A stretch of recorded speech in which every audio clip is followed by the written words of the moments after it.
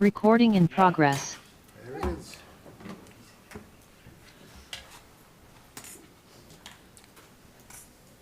Okay, I guess I'm supposed to, we're about to start the capital plan subcommittee, and we're gonna be going through quite a few articles here tonight. So, as I have done in the past, I'm going to do each one separately, okay? So if there's a hole, not a hole, if there's money that we want to take out from that, we will mark it here, and at the end, we'll take it off the total. But this way here, instead of doing the whole thing all together, I just find this is easier to do, okay? So, Jamie, we will start with, do you want to say something about the cover page? Sure. Okay. Through you, Madam Chair. So on page 1, as we do every year, we just break it out about how much money is available in free cash. Usually we, have the OPEB trust fund, which we did not fund last year, but we are able to make a small deposit this year. Some of the changes, both notably with the senior center and redistricting, are far more important than that deposit, but we still can deposit $53,850. And then the fire truck, the fields, and the property acquisition are per town policy. And then the $1 million in budget stabilization fund was an agreement the council made last year to put the $1 million into the school budget. And so we're proposing to put that money back into the budget stabilization. So that's page 1 and 2, Madam Chair. I think before we get to page 3, with the school department requests, I guess it's just whether anybody has any questions or not. Yep, well, that's what we'll do here. Now, does anyone have any questions on the certified free cash total? It's $4,502,350. Any questions on this?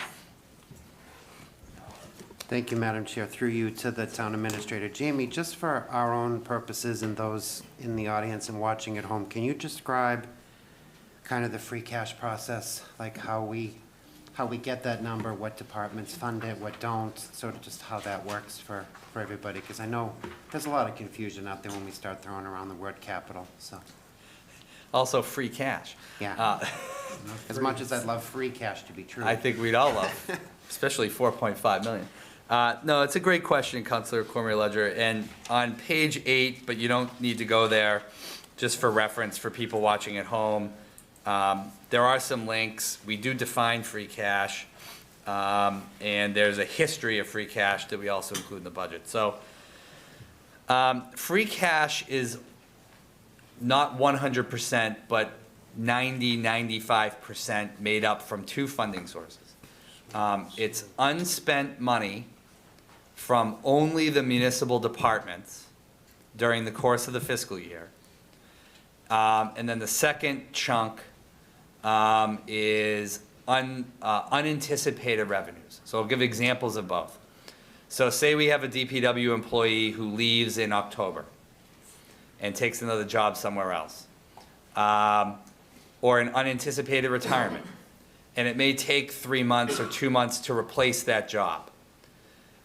The town may save something like $10,000, $20,000 while we're replacing that position. That's unspent money. That gets calculated at the end of the year. Brutus and Mike D'Angelo in particular, facilities and DPW, they have very large expense line items. We anticipate that a tree trimming contract or a crosswalk painting contract, or we anticipate that maybe we may need, say, $100,000 for plumbing supplies, and maybe throughout the fiscal year we don't need that money. A procurement comes in lower, or we don't need that money because something doesn't break. All of that is unspent money. When you go around to the, I think there are about 40 municipal boards, committees, and departments, and regional agreements, like animal control, or the regional dispatch center.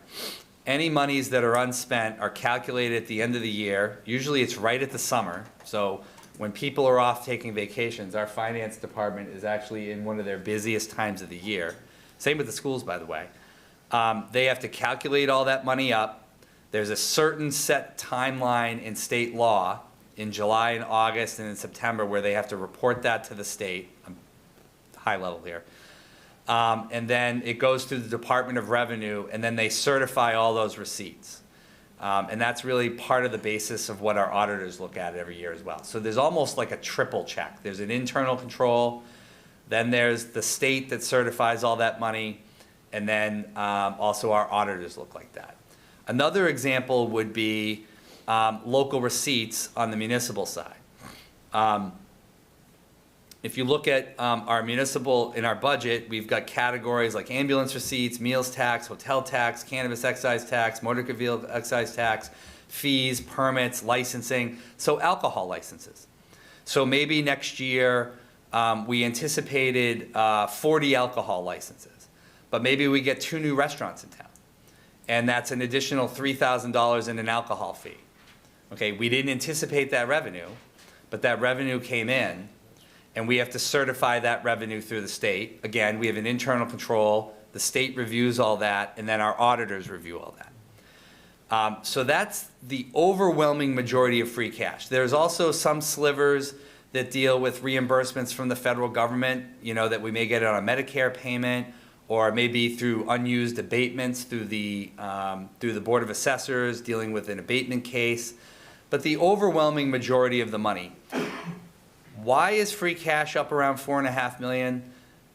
Post-pandemic, you know, the municipal staff has been doing a great job. Almost every department, not every, but most departments are far exceeding the revenues that we anticipated, mainly in licenses and fees, ambulance receipts. Recreation department is another great example. Ryan has brought in far more money the last few years, every year, from you know, $40 for the basketball program or $100 or whatever it is. The school department, conversely, does not contribute very much, very little, or any. In most years, they don't contribute any money to that. And the reason why that is because, again, in state law, schools can basically keep those revenues that are unspent. So if they had a teacher or an educator that left in the middle of the year for some reason, which is pretty rare, they use 98%, I'm guessing, of their money every year.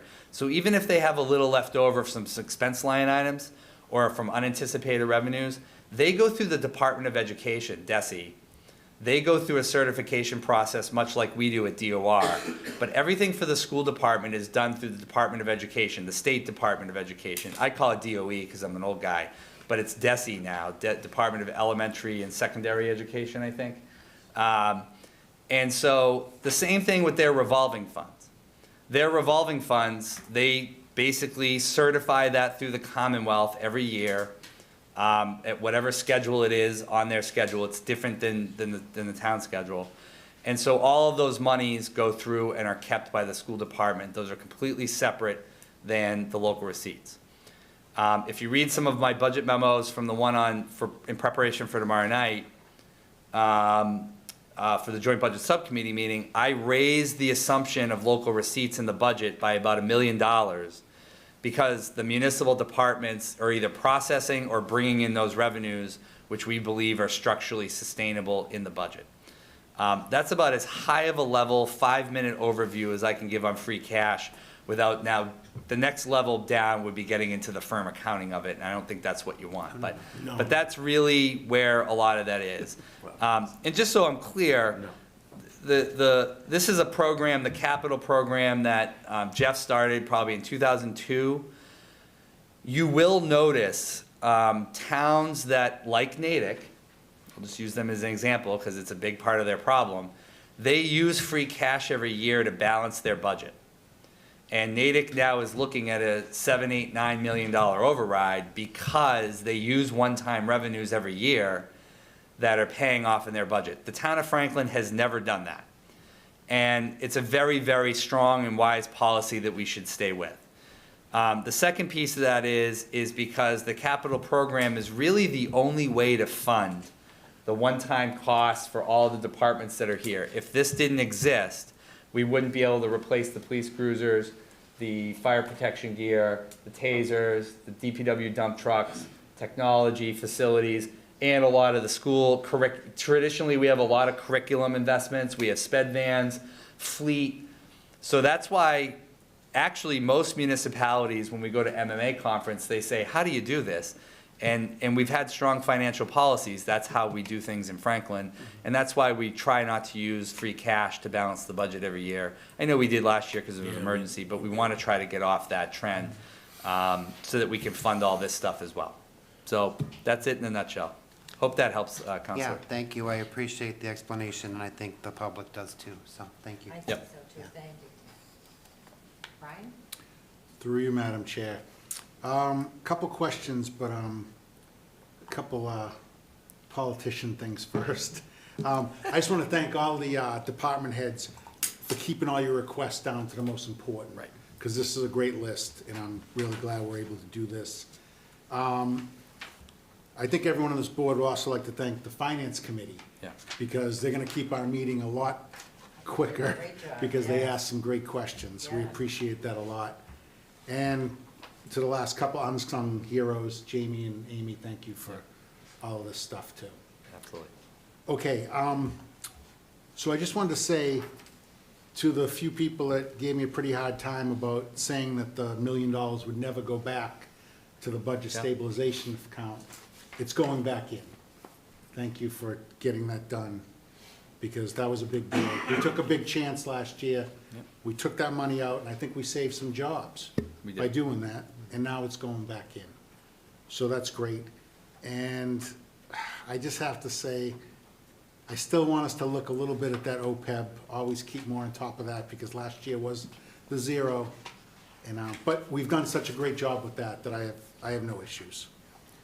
Thank you, Madam Chair. Thank you. Jamie, you answered a question that I was going to ask you about money that's left over from the school department. So we never have that amount that has been left over.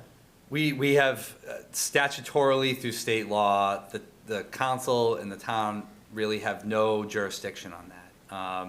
The superintendent and his finance staff, I always say this, you know, we have very, very little discretion at the local level. Every city in town, not just Franklin. We have very, very little control over municipal and school finance. 99% of all of this is dictated to us in state law. And in the case of the schools, you know, they'll traditionally, if there is any excess money, they'll traditionally encumber that for the future, for the next year, and that is allowed under state law from them. It's the same thing with their revolving funds. The town council and town meeting and other smaller towns, they don't approve the revolving funds. That's under the jurisdiction of the school committee, and that's all baked into state law. So they have their own certification process. So for people that are interested in school finance, by the way, you know, they should really go to school committee meetings or interact with the superintendent and the school business administrator. What's awkward a little bit about it is the fact that all of you approve the entire town budget every year. But really, if people are interested in school finance, they really should go to the school committee meetings, go to Lucas's excellent budget presentation last night. It's online. The slides are up online. It's on YouTube. Very in-depth. I know they'll be doing more of those. But they should really go to those meetings and interact with the schools, because the schools have complete control and the school committee has complete control over all of those funds in the school budget. A lot of people get confused, well, why doesn't the council, you know, approve the revolving fund expenditures in the school budget? It's not under our jurisdiction by state law. That's not a local choice. That's not something we chose to do. That's how the state, you know, has everything lined out in state law. And the last thing I'd say, Councilor Pellegrini, is I'm not, in my 27 years doing this, and I worked for the Committee on Education for 6, I can't really recall the last time the state structurally changed any of these laws significantly. These laws have been in place for a very, very long time. There may be a regulatory tweak here or there with DOR or DESE, but the vast majority of this stuff has structurally been in place for at least a couple decades. So this is not anything that's been new recently in my experience. Good. Thank you. Mhm. Okay. Thank you, Mr. Chairman. Yeah, I also would like to thank all the department heads for doing the best job you can do. Thank you, I appreciate that. Jamie, can you just, because I know people say, why do we keep giving to OPEB? Yep. But can you say where we are compared to other towns, like, just so we know, because I know that we have to pay it, and just to know where we are compared to other towns. So on March 5th, our favorite presenter, I'm sure he'll be at a ski Yeah. lodge again, Dan Sherman, is going to give a presentation on our latest OPEB actuarial. As the memo says, our liability is about 64 million. Yeah. And we're about at 15 million or so toward that. So that's pretty good. That's, roughly 30% or so of our obligation. As Dan has illustrated to us in his presentations before, that easily puts us in the top 5 to 10% of cities and towns across Massachusetts. One of the most frequent requests I get from other town managers is our OPEB policy. They ask for our facilities agreement all the time and how we do facilities here. And we get asked about how we do OPEB. I think when Dan Sherman does other presentations at other cities and towns, frequently he references Franklin. And just so you know, even if we're in the top 5% or so, the infamous story is the town of Wellesley some years ago had an override solely to pay off their OPEB liability. So even if we're in the 5 and 10%, we also can't really take seriously the top 5 or 10 communities like Newton and Wellesley who have raised taxes at an enormous level to help offset their OPEB liability. That's never going to happen in 99% of the rest of the town. Right. So, we do very, very well. I give Mr. Nutting a lot of credit. He certainly did this before I got here. It's been a great policy, and it's put us on very stable ground. And then what most people then ask is, Councilor Lurklow, what is OPEB and what does it go to? Yeah. It's other post-employment benefits, which is generally a liability for retiree health care. OPEB, the trust is there for a very dark, rainy day, which has not occurred. We think it's occurred, but it hasn't occurred.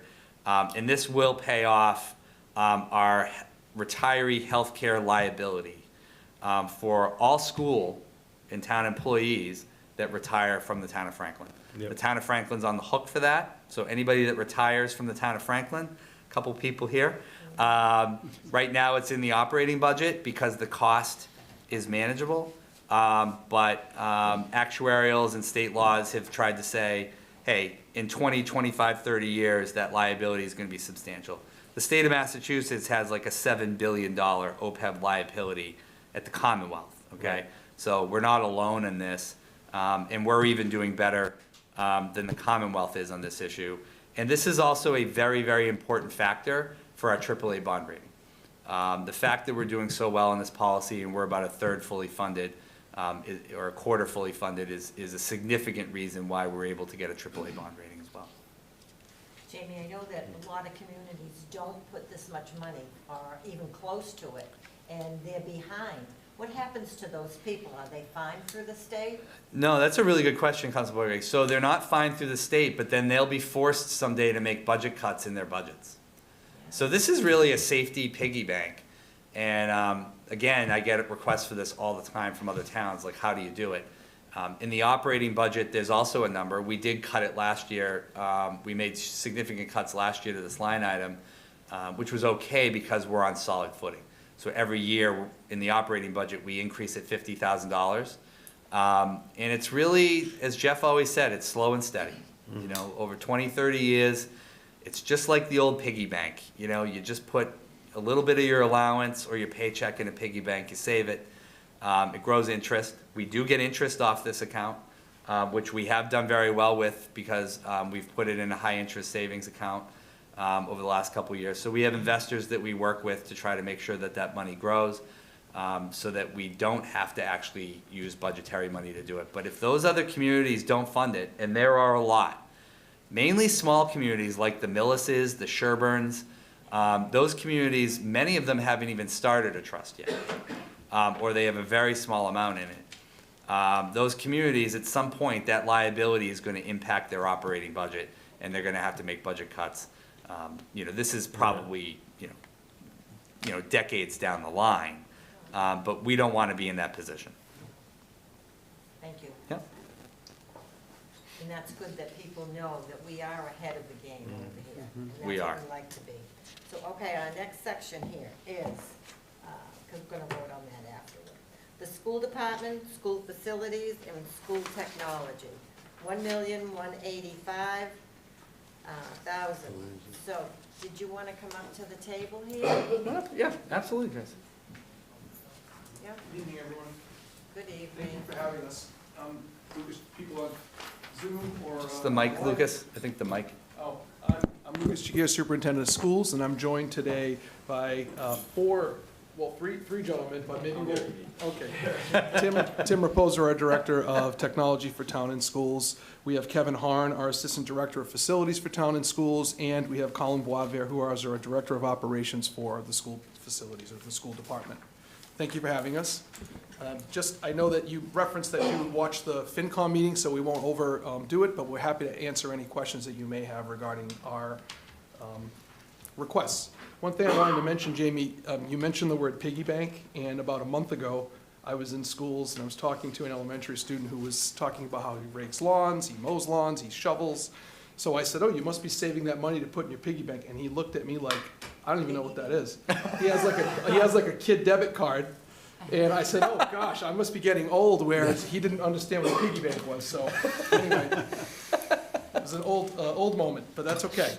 So with that said, you'll see in our requests, we have many in here which are collaborations with our DPW facilities and our technology departments this year.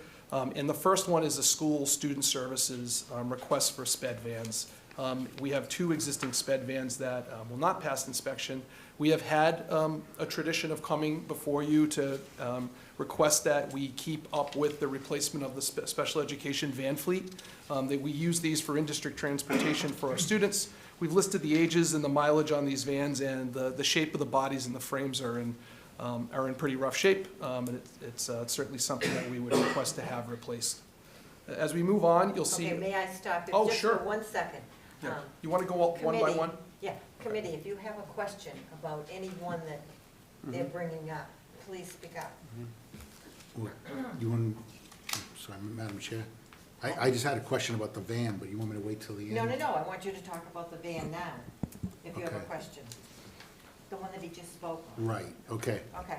Hi, guys. Yeah, no, obviously, we're all for the sped vans, we need those replaced. The only question I had that might be helpful, and this might even be at a budget time meeting, I'm just wondering how much money we save per van instead of outsourcing them. Like, because that would, I know we have like, what, how many, 16? I hate to put J on the, 15, I was close, okay, 15. I mean, I just was wondering, like, out of those 15, if we had to send all of that to private company, I mean, I'd just like to get a number, just so people know that we're spending a lot of money on these, and the safety's first anyway, but I'm talking about Yep. the savings. Just something maybe at budget time, we could get that. A similar question came up last night around if we were to transport students to, the cost to transport or educate kids outside of the district versus in. Yeah. And then the question came up around transportation for out of district. But you're asking if we were to have the kids to pay a service to transport kids on Right. vans. What would they that- charge for Yes. those? What would they charge? That's a good question. I can tell you right now, without any research, it would be a lot more to have That's what I'm obviously, assuming. so internally, Mhm. so. It would give But I me some, understand. to give back to somebody when Yeah. they ask me questions, so, Okay. thank you, Madam Chair. No, that was a good question. You gotta look around, Madam Chair, I mean, people raise their hands. No. So, Lucas, Yes, sir. the 2 vans, brand new vans? These would be replaced with 2 new vans. We would Brand go, new. obviously, we would work with Jay and try Right. to get the right models. So 155,000 for 2 vans, is what you're saying? Yes, but those are the vans that are outfitted for students with special needs. Right, I get that. Yes, No, yes. it's actually not a bad price. Oh, okay. That's, so I'm, I don't know where you were going with that one. no, I'm good with Yeah, that, so. good price. It is a good price. No, I just, no, I'm definitely all in favor for that, especially if they will not pass inspection. So, no, I just making sure that it was for 2 vans and that you got full warranties with them? Yes, sir.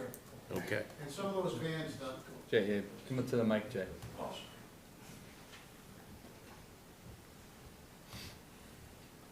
Jay Stearns, I'm the fleet manager for Franklin.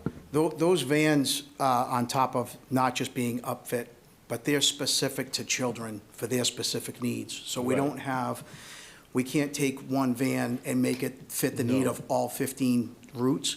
So some of those are specifically upfit in specific ways for those children, so that sometimes can alter the price, but we work very well with the vendor that we have to keep the pricing down. To upfit, Yes. who outfits it, MHQ or? We use Quality Van Sales in Norton. We Okay. used to use National Vans in Attleboro as well, but we found that Quality Coach Van Sales can get us in cheaper Oh, okay. for the footprint that we use. Okay, for the good vans. job. And they do have a warranty, Yeah, full warranty, yes, sir. okay, thank you. Thank you. Okay. And Ted, did you have something? Nope. No? Okay, we're all fine with the 155. B, Okay, B is a traffic design study that's occurring. As you know, we're in the midst of district reorganization. We've talked about it before with the council and have been talking about it publicly. But phase 1 of the redistricting, when we did this work, was to take a study at the traffic. Because the way we're organizing students, when you move from having students that are attending 5 elementaries and 3 middles, you've distributed kids in more buildings, right? Which allows for traffic for people to flow to those. With a reconsolidation and a unification, you're putting 3 middle schools in one spot. So that takes all of the middle school kids that were across 3 buildings, all on one spot, which is on Oak Street, and that's about 1,000 kids. And then the 2 complexes that we have the Annie Sullivan, Helen Keller on Lincoln Street right now, and then you have on Washington Street. Remember. Those 2 complexes are gonna have all elementary kids in them, so you're gonna have about 1,000 kids at each spot. So we, as part of our work, did a traffic study to look at how is traffic going to be impacted as a result. So phase 1 was completed, and now we're going to be meeting with phase 2, and this is a joint collaboration with the DPW and facilities and engineering around. The traffic study is going to provide us information and potential options for what types of designs could happen to help us with parking, flow from the street into the facilities, particularly on Lincoln Street. That's an area that they're watching. So the second part of this phase is around continued conversations around the design. And then, only then, that'll allow us to understand what is the actual cost to do any type of project. But we can't really talk about that until we have actual information from a company. That Beta is one that we've used and contracted in Franklin that was recommended. And this would pay for the design phase of that work. We're trying to step this out in multiple phases. No one's breaking ground before school starts to get the year. But in order to get to that place, rather than wait and come before you or Jamie or anyone with like the whole ask, it's like, let's step this out and try to do this in phases. So that's the amount to get this phase 2 done.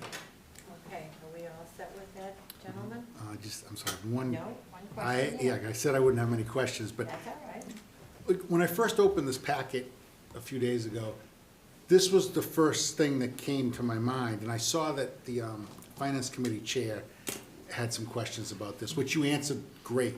The only thing is, I see this as a lot of money, and I'm saying to myself, no matter what Beta says, the police, how they respond isn't gonna change after all these years, how the school is. The fire is gonna respond the same way. The DPW is gonna plow exactly how they plow, no matter what a traffic study says to them. So, and I think you kind of mentioned this, the beginning of the school year is a learning curve, the first 2 or 3 weeks, when all the parents come and you gotta, and I think the police do a great job with that, moving the traffic. And I know for a fact, like, you've been out there, so you know how hard it is, and you see, I mean, parents are like almost shaking, because it's so crazy, and I get that. So I just don't understand what this thing's gonna tell us that you guys can't solve in the first 2 or 3 weeks.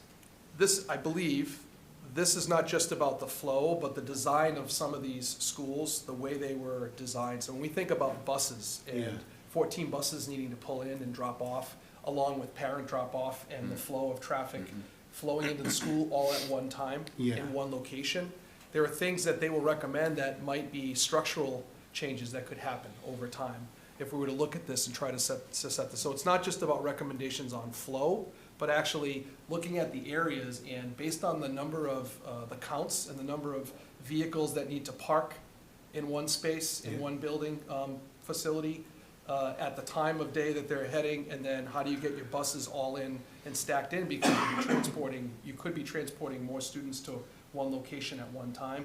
It's about trying to look at those areas and make recommendations that would, allow us to. That part makes a little more sense, Okay. because obviously, we're not gonna have the money to build new parking, widen roads, I don't think that's gonna happen. So I just saw that this was a large amount of money, so, all right, thank you, Madam Chair. Did you have something you wanted to say?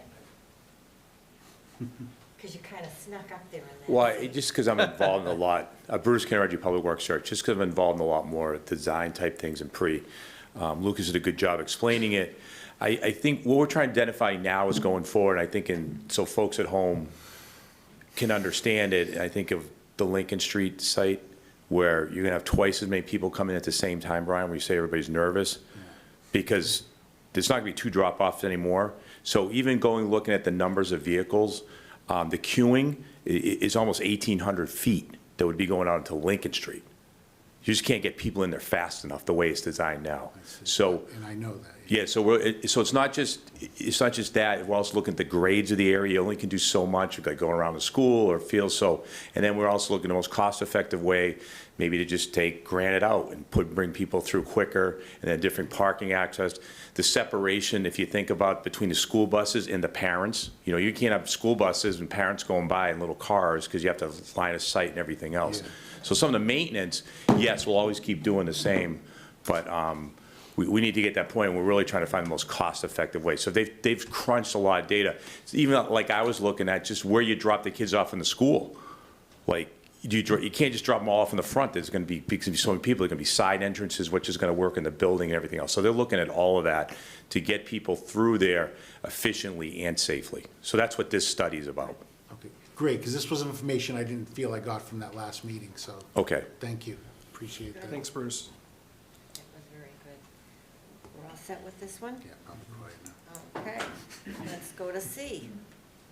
Okay, so C is security improvements for the Franklin Middle School site and other areas within the district. I'll let Colin speak to this one, and Tim, if you would like to, but maybe provide an overview of just your work that you've done. Yeah, sure. So this is going to be primarily focused at Franklin Middle School, but like the superintendent said, it will look at other sites that we've internally assessed as well, where we need upgrades in the camera system, replacing outdated cameras, looking at coverage areas.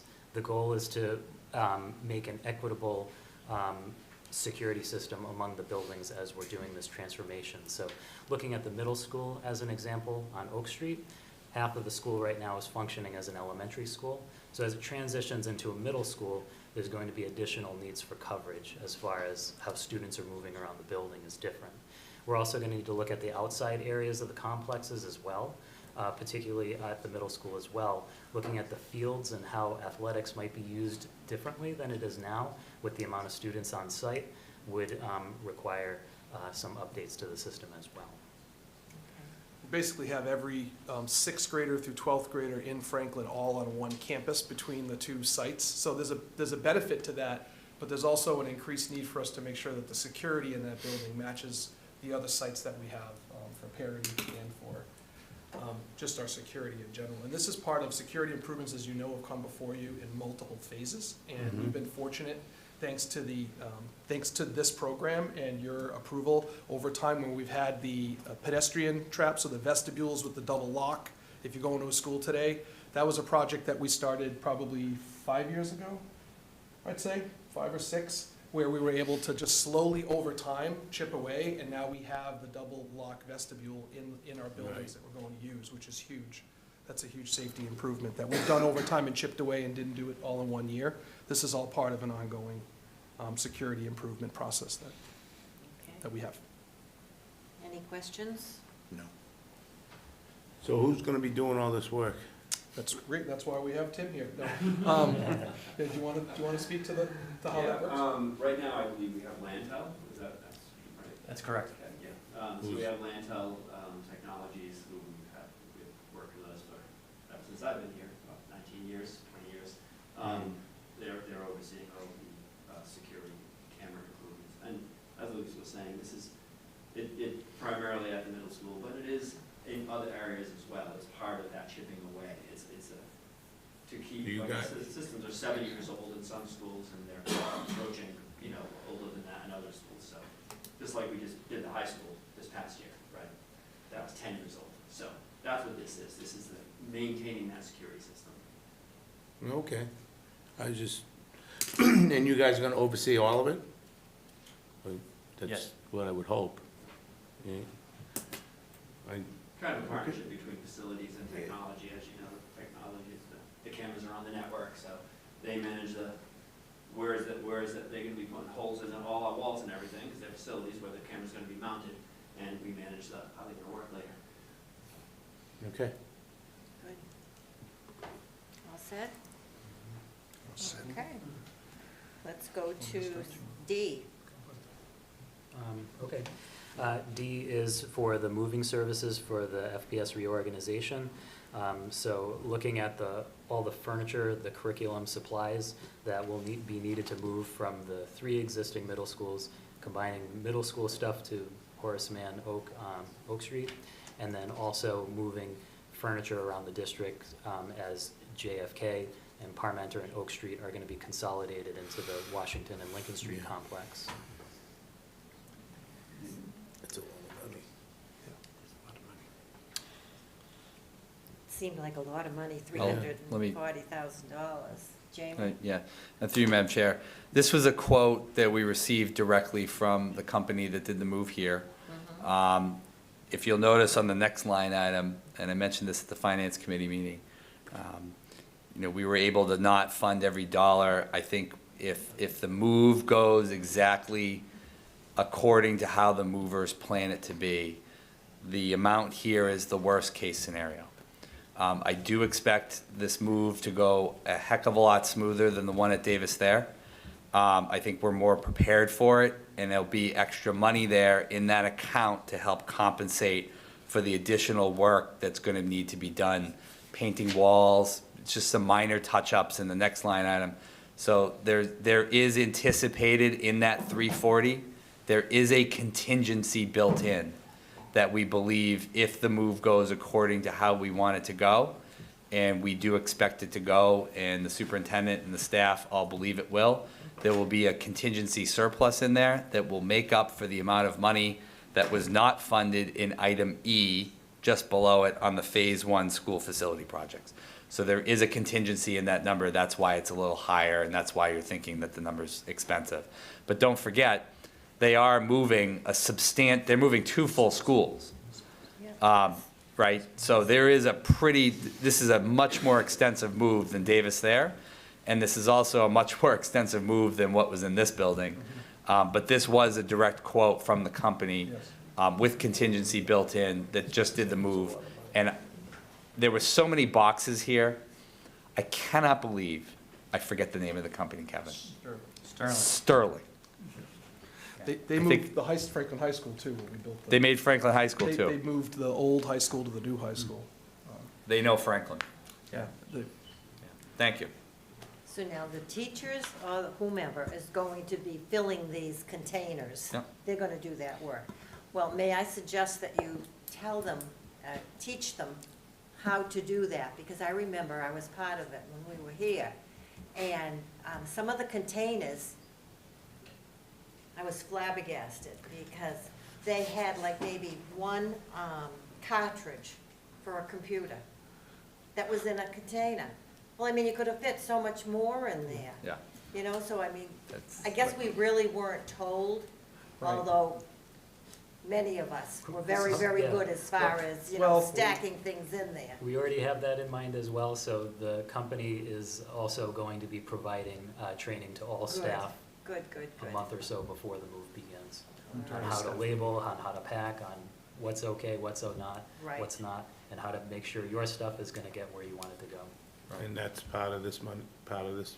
Oh, yeah. Yeah. Of the move, yeah. This also includes when they move, some of the mounting that will have to happen. So if you're moving a middle school touch view, Yeah. projector screen, if that's now gonna be an elementary kindergarten classroom, it might be set up for an 8th grader, but now you have to move. So when they do the move and they move some of the material, they're gonna be moving it and putting it where it does belong, so we don't have to have our facilities folks or our tradesmen come in and have to go after them and do it. So that was part of it. And they walked every building with Colin and with Kevin.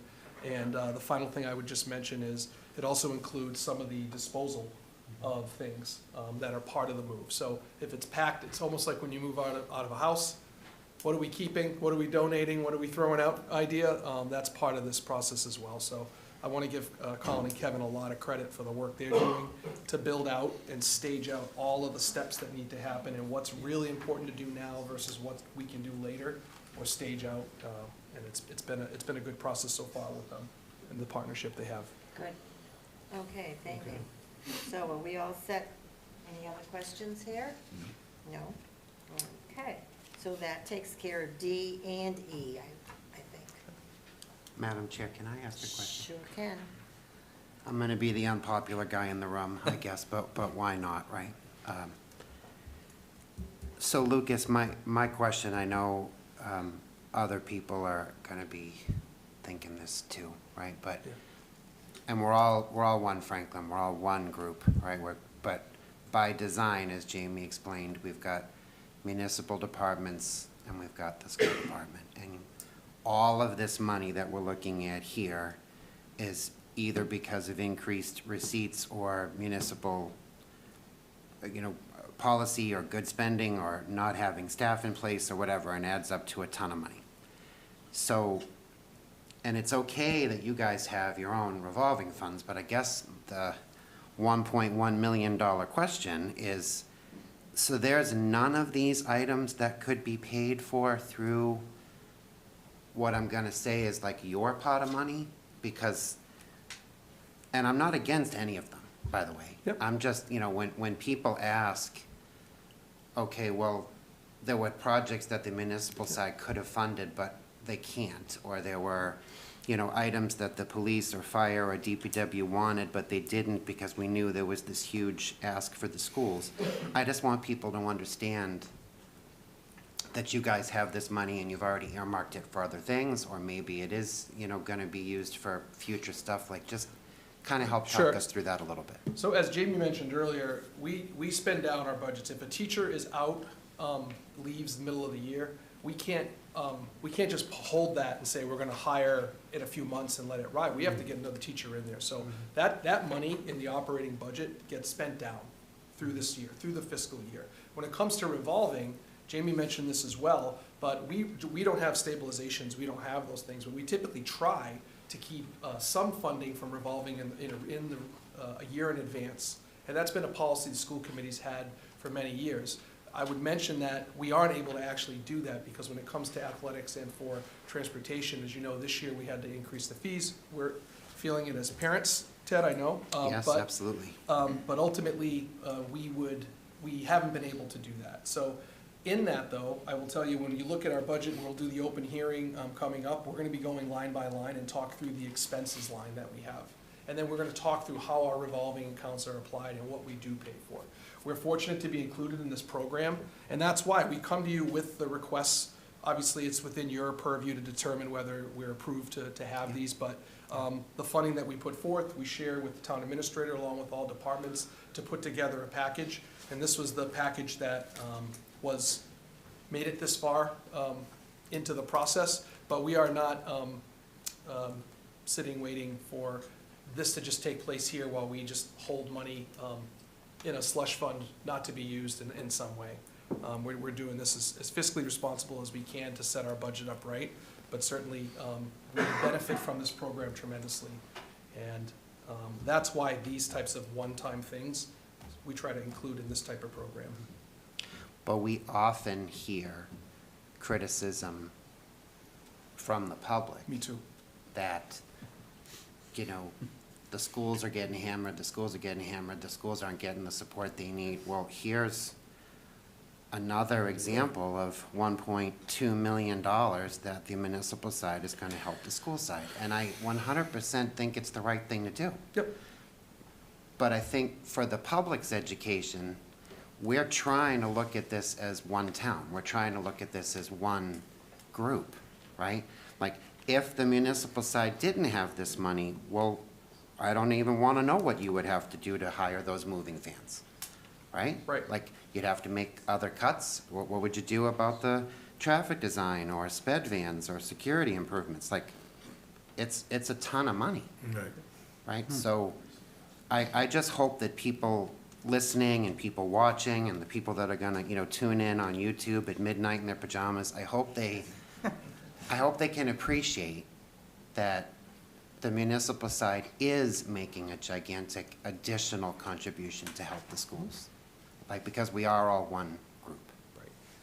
Thank you. And I hope they can appreciate that we've moved to consolidate schools and unify and right-size fit our district based on the number of kids we have, and with that comes the cost of moving, just like when you have to move out and do that. So I hope that that's also recognized. I think this is a joint effort, and I appreciate the idea of trying to, all of us get on the same page with the reality of where we're at. But I understand that, and I will say, I said this already, we benefit from this program, and we appreciate the funds that are allowed to take care of the work that's done, so. I know you And a do. lot of these I think a lot of these are joint collaborations on work that is for schools, but we benefit from working with our partners. Some of them have already stood up and explained, and we appreciate that as well. I know you appreciate it. I don't think the public necessarily understands it, though. Sure. So, a lot of times what we bring up here, we just want I understand. everyone to be able to understand, so, all right, thank you. That was a good question. Okay, next one is E. Well, Okay. school facilities project. Do you want to speak to that one, Paul? Yeah, Kevin? so the school facilities project, Kevin and I walked with principals and technology through every single room of every single building.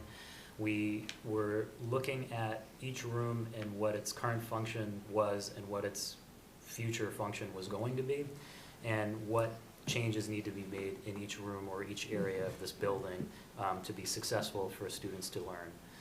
So we came out with a list of things that needed to happen at each site to make this happen successfully.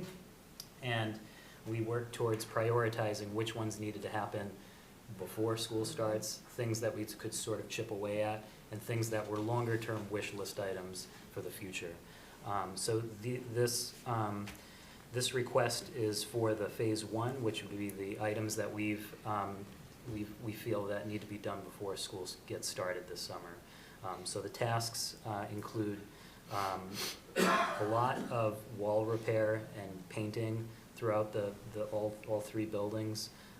There's moving a relocation of touchscreens and other equipment. So as an example, if you're taking an 8th grade class and turning it into a 3rd grade class, you know, the whiteboards are a little too tall and they need to be shifted down. Some of the screens as well for students to actually come up and learn need to be at the proper height. So there's changes like that in quite a few rooms around the district, and just looking at the bandwidth of facilities for the summer, a lot of this money can kind of work with supporting them with some of these needs. And our team, I worked close with Colin, and our team ultimately developed, you know, after taking a look at that list, prioritizing it, what can we feasibly actually get done before the next school year starts, and what we can't. This is where the conversation kind of started, and that's part of what you see here. I see here that the district is seeking 200,000. How come we have 100,000? It was reduced just based on the totality of requests. It was an adjustment made prior to getting to you for this stage, so it's 100,000. All right. Originally, it was 200 Oh, okay. to try to chip away at as many projects, but in the scope of totality of all of the requests that you have before you tonight, Yeah. that was adjusted. And as Mr. Helen said, the moving costs, if they go correctly, we hope to see some savings that could help increase that a bit if possible. Okay, but this says phase one. Are you thinking in your mind it's gonna be a phase two that you will need more money? This phase two of projects, I don't know the costs associated Yeah, no, internal. I think a lot of the phase two ones that we've identified are not as urgent to get done before school starts. Those are things that can be chipped away at throughout the next school year, during break weeks, during things like that. I think that, you know, down the line, some of the wish list items could potentially hit a level of a future request, but, you know, I think we're in the process Yeah. of mapping that out. We don't want wish lists. We want things that actually have to Of get done, course. need to be done, to get the schools Right. ready. Yes, so Okay. those are not included in this Okey-doke. request. All set? No, sir. And F, the I'll OPM services? I'll speak to that real quick. That really falls on Mike and Kevin's department. As everybody knows, Remington Jefferson is about 30 years old. If we're going to extend it for another 30 years, which the school needs, by state law, we anticipate that project will be in the 7 to 10 million range. By law, any project that has over $1.5 million requires an OPM, Owner's Project Manager. We've hired that OPM for the police station, but we now have to go hire that OPM to get on site. And as Brian and Bobby both know from the police station work, once you hire that person, they basically manage the project by state law. And then we'll end up having to hire an architect, which is later on for the police station, but eventually we have to hire the architect to do the design of the roof. I believe the fire areas need to be redone, the playground. We all know, I hope we all know about the temporary mold issues that are there. There's some drainage issues. But ultimately, at the end of the day, we'll go out to borrow for this. This is a once in every 30-year remodel that Remington Jefferson needs to go through. And so this money will allow us to hire the OPM to begin the design of the facility. Thank you. Oh. So that's everything for the. Debbie? Oh, I'm sorry. Well, you know what, I have to say, I need to talk. You gotta look around this chair. Jesus. So, Jamie, I know, and maybe I've been on the council too long, but did you say we need to put a new playground at Remington Jefferson? At one point we did. I don't know if has that been taken off the table? It's not there. It was It's not here right Keller. now? It was It's the at Keller. site. My bad. Yeah, My bad. Not there. Oh, no, because I thought we just did that, and I was like, Yeah, but it you could have been did. 10 years ago. It's a nice playground. So My bad. That's all. I skipped Yeah. the school. There was a request, by the way, in the superintendent's memo for playgrounds. The town attorney has ruled that we can use CPA money for that. So if Yeah. you look in the superintendent's memo, that's why that was also not Oh, maybe included. that That'll one- go okay. before the Community Preservation Committee later in the Oh, spring. that's good. Yeah, That's so at awesome. least that offsets the money here. Yeah, that's awesome. What about the playground equipment that's at the Davis Thayer School? Will we be able to move that? To a I don't place believe that you that's might I want. don't, I'll defer to Kevin on that one. I don't know the state and condition of it. Yeah, I mean, I think, you know, moving, playground equipment and then reinstalling it, I don't know if that's an avenue we wanna go down. The other Right. piece of that is, I know families that still use it. Yeah, I don't know if, that's true. whether or not Yeah. that makes a difference, but, I do see, people I still. think that people do use it now, but I'm saying we don't know what's gonna happen with the Davis Thayer property. And if it's not gonna be needed, I don't see why, it couldn't be used at one of the schools rather than spending money for new playground equipment. But we can see at the time. Yep. But can I Yes. comment on that? Yes, Just one you can. second. For being on the recreational committee, I don't know how old that is. So even though it looks like it's in good shape, Yeah. it might be outdated that we cannot use it in another place, is what I'm trying to say. Is because they change all the time. That's why we have to keep doing these over. Okay. All set, everyone? Okay, is this all of the That's the schools. school now? I see facilities department next. Yep. So then you gentlemen are all set. Thank you very much. We appreciate it. Okay. So we Thank gonna you, Jamie. vote on- Yeah, thanks so much, Colin. Thanks, Lucas. You Gus? think that that's what we should do? Gus? I think, if you, with your permission, I think Yeah. if we did one department at a time after Okay, we do it, it might be, okay. rather than trying to. It's a good go idea. back. Yeah. Okay. I agree. Lucas, what we're going to do is vote now on the school's request in that. So, let's see, is there a motion for, do we have it broken down into Yeah, just 1.185. 1.8. here at the top? Yeah, okay. Is there a motion? So moved. Second. I'd like to make a motion To, to fund the school department $1,185,000. Second. is there a second? Yes, second. Okay, and we've had our discussion, so now all those in favor signify by saying aye. Aye. Opposed? So this is all set. You're welcome. Good.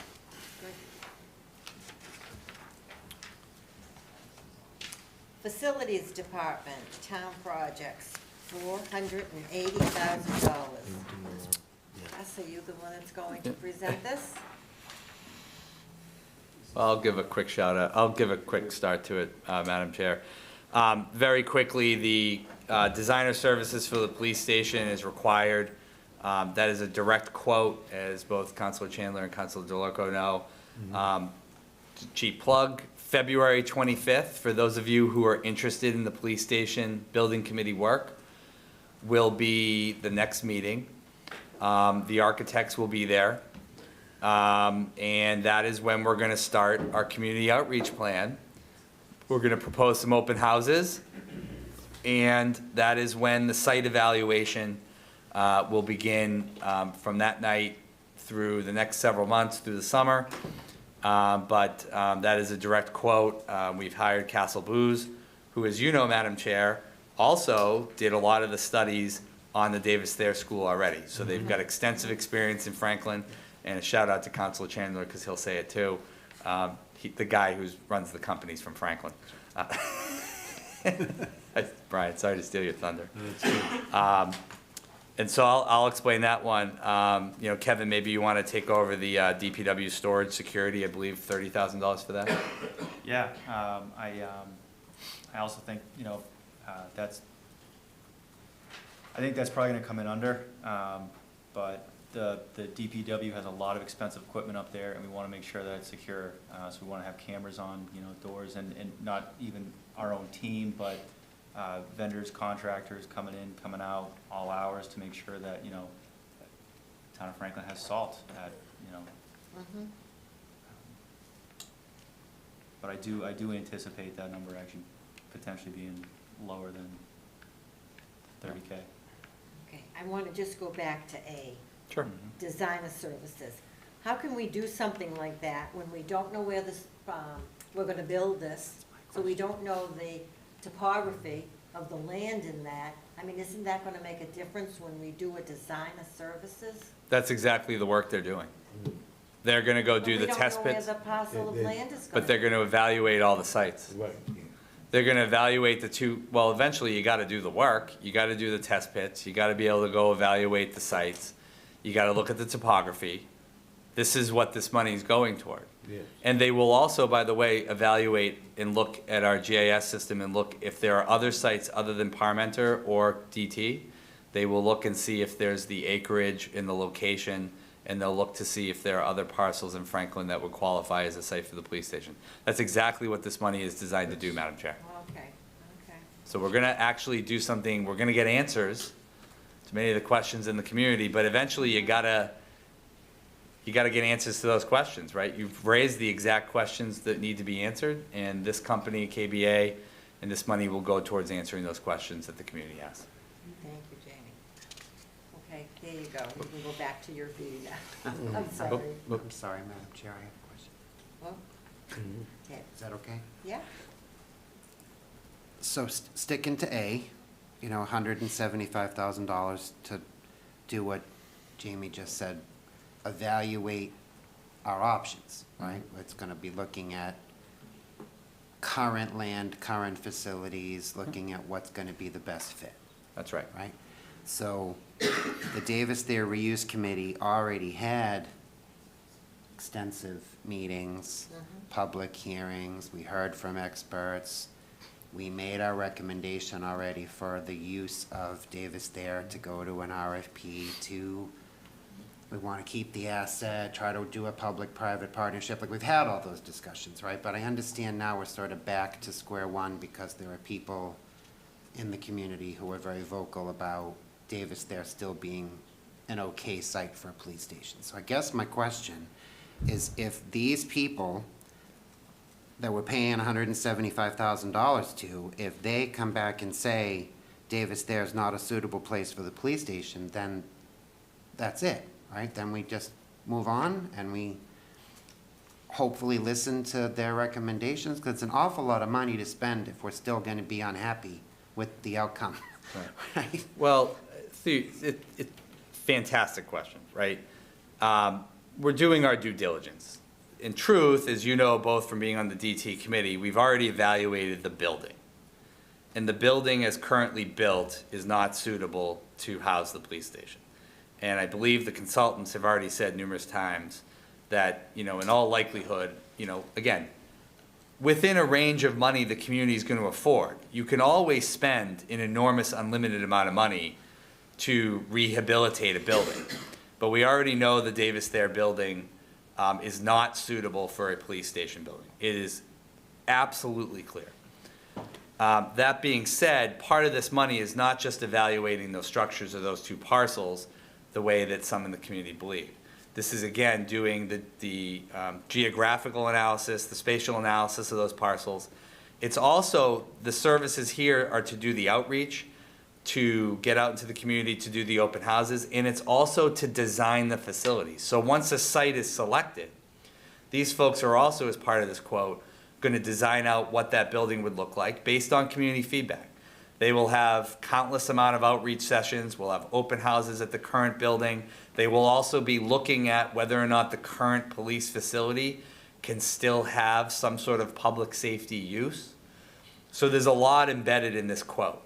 The reason why this is actually $175,000, and I know the committee members know this that are on it, this is actually very, very affordable. This would normally be double the price, but because Castle Booze has already done a tremendous amount of the legwork as part of the Davis Thayer Reuse Committee, and as part of, they also did the analysis in 2020 for the school department, and they also, when Superintendent Hearn was here, and they also did the analysis in 2013. So we've already paid them 3 times to look at the Davis Thayer building. The hard reality is, to your question, is we're getting very, very much closer to making decisions.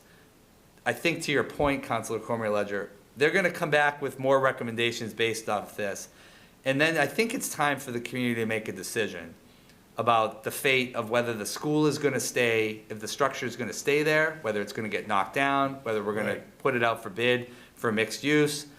Eventually, decisions have to get made. And if you look at my memo for the Joint Budget Subcommittee meeting tomorrow night, I lay out in that memo what the cost savings and the redistricting savings would be for Parmenter, Kennedy, and what we are currently paying to keep Davis Thayer going. And as Kevin reminded me this year, you know, we've paying $36,000 to insure Davis Thayer right now, and we had to put $30,000 in to repair a leaky roof at the Davis Thayer School this year, in addition to some boiler tweaks that we had to do. So now we're up at about $150,000 a year maintaining Davis Thayer in our budget.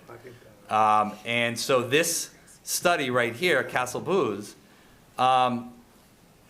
I want to be clear. I think the community, myself, I think the police station building committee, we're being cognizant that there is a small group of people or a medium-sized group of people that are determined to put the police station at the Davis Thayer site. We've heard numerous concerns about that site from the chief, from the architects that we've hired in the past. Castle Booze did a 200-page report on this in 2020. At some point, we're looking for something that doesn't exist. But we do know that we do go to senior center office hours. We do hear about this from some folks in town.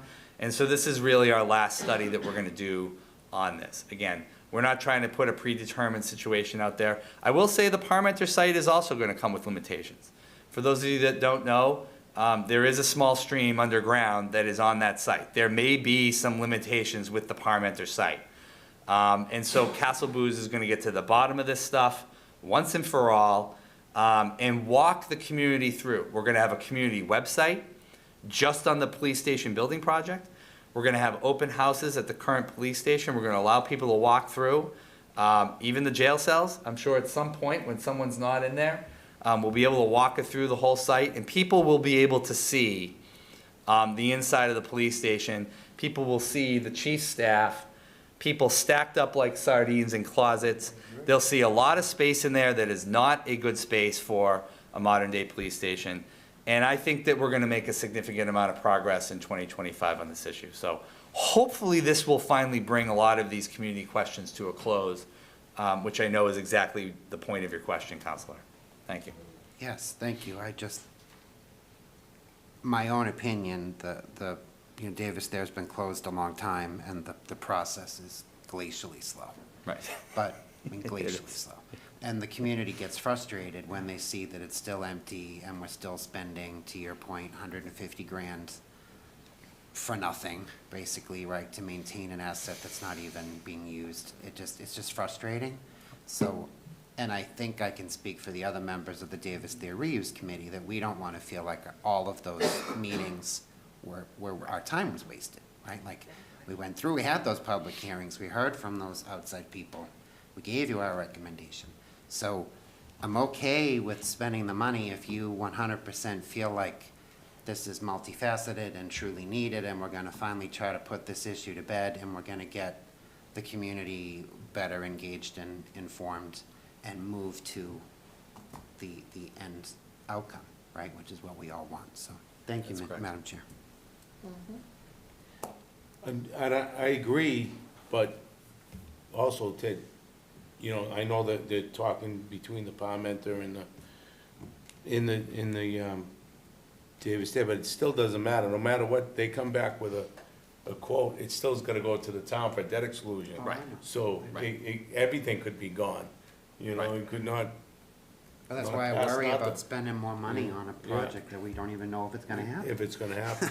But I understand. if we're gonna build- I understand the steps. If we're gonna build, if some citizens are gonna continue to remain in doubt that the Davis Thayer School could be a potential site, or there could be another mix of sites, it may be a couple spots, then to Councilor Delacourte's point, when you go to the ballot for a debt exclusion, you wanna have all those questions answered. You want the Ts crossed, the Is Right. dotted. Yeah. Otherwise, you do put, I think, in greater jeopardy, greater misinformation, greater doubt to the taxpayers. And when you're asking them to open their wallets up, this is a small amount of money to pay to help build that sense of information and trust. So, we have a lot of faith in KBA. We've used them for decades here. They're a fantastic company.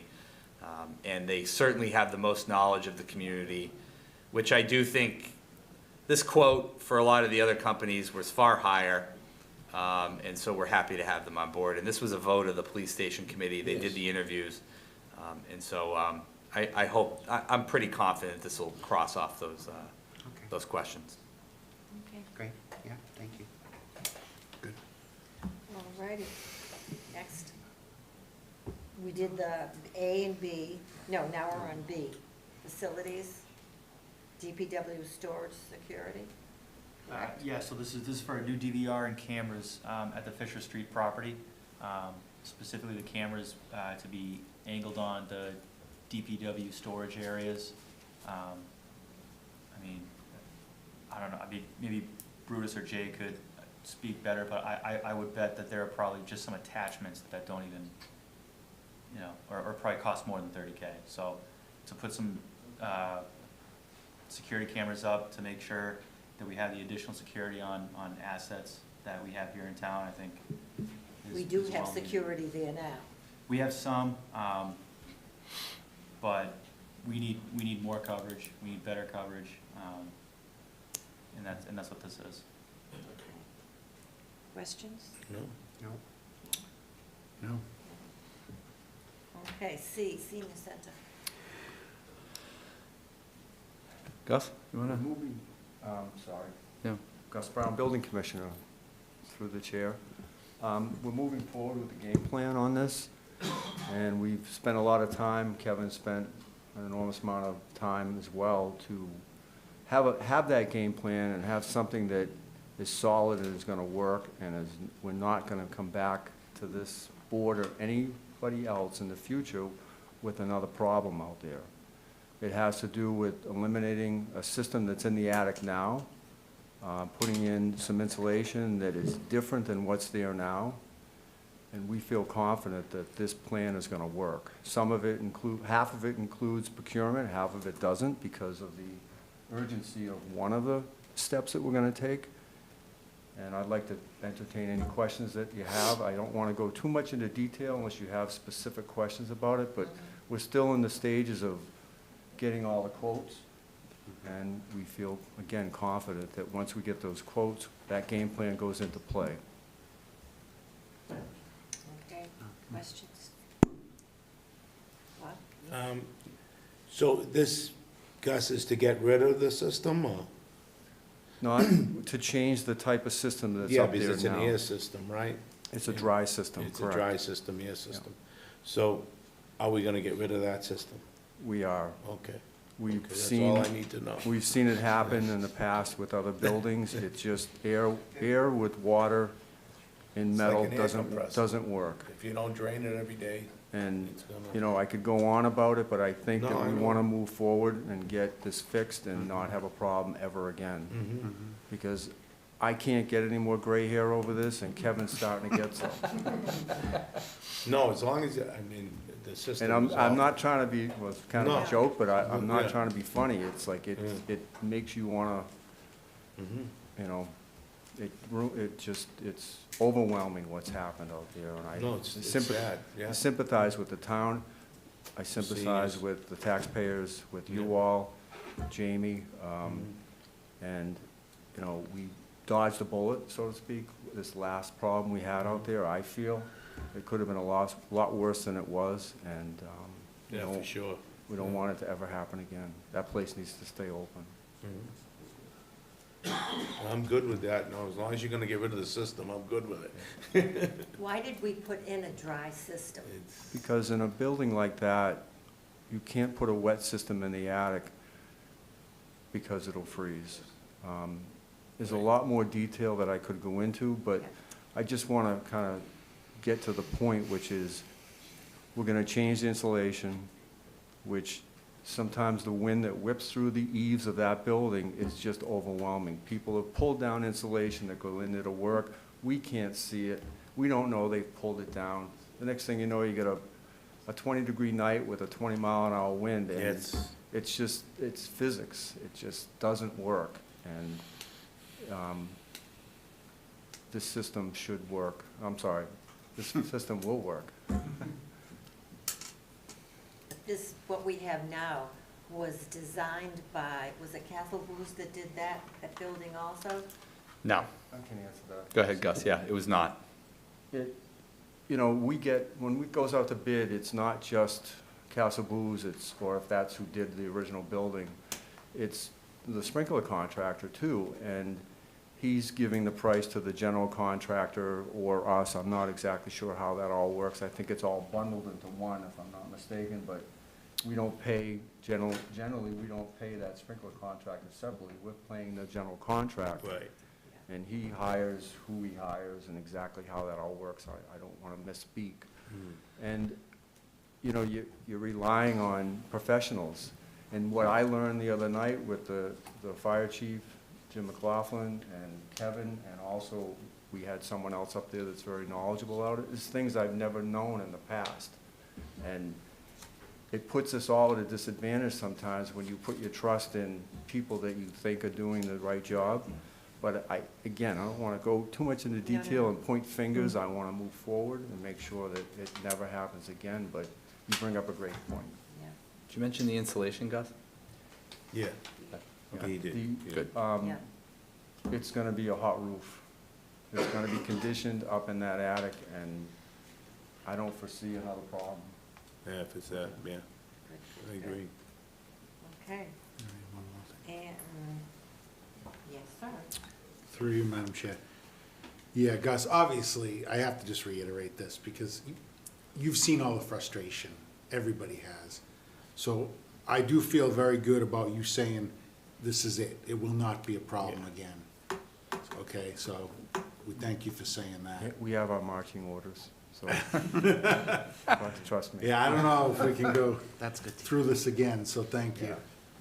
It's a disappointment, and hopefully we never revisit this again.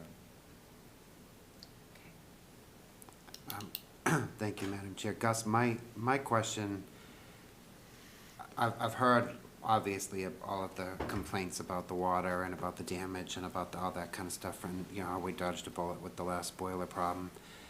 But is this gonna solve the other issue of people having to climb on top of chairs and move, you know, tiles to get circulation in rooms and to get heat in rooms and all the things that we hear from people that use the building every day? Like, this number here addresses that as well, right? The number what, sorry? Like, this number, this $250,000 sprinkler installation fix will address those sort of day-to-day concerns of the facility as well, right? We're getting the quotes. I don't want to misspeak. It's not where I kind of land on this whole thing, but the ceiling tiles being moved and so forth and so on, it will create what I said earlier, and it should take, I'm sorry, it will take care of the problem.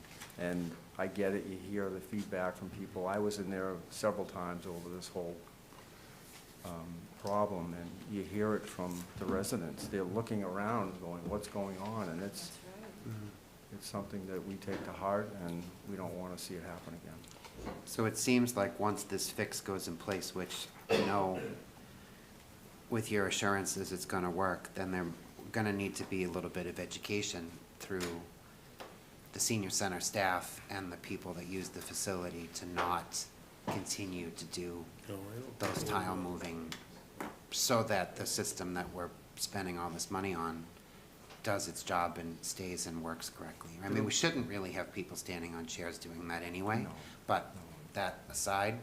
The system will be the same system throughout the building. There will not be a dual system anymore. Okay, And that, we feel, is gonna, or we're assured in our minds that this is gonna work. It's not gonna happen again. And it's just, again, it's physics. The water, the air, the rust. Yeah, that's it. It just wasn't all the cold air either.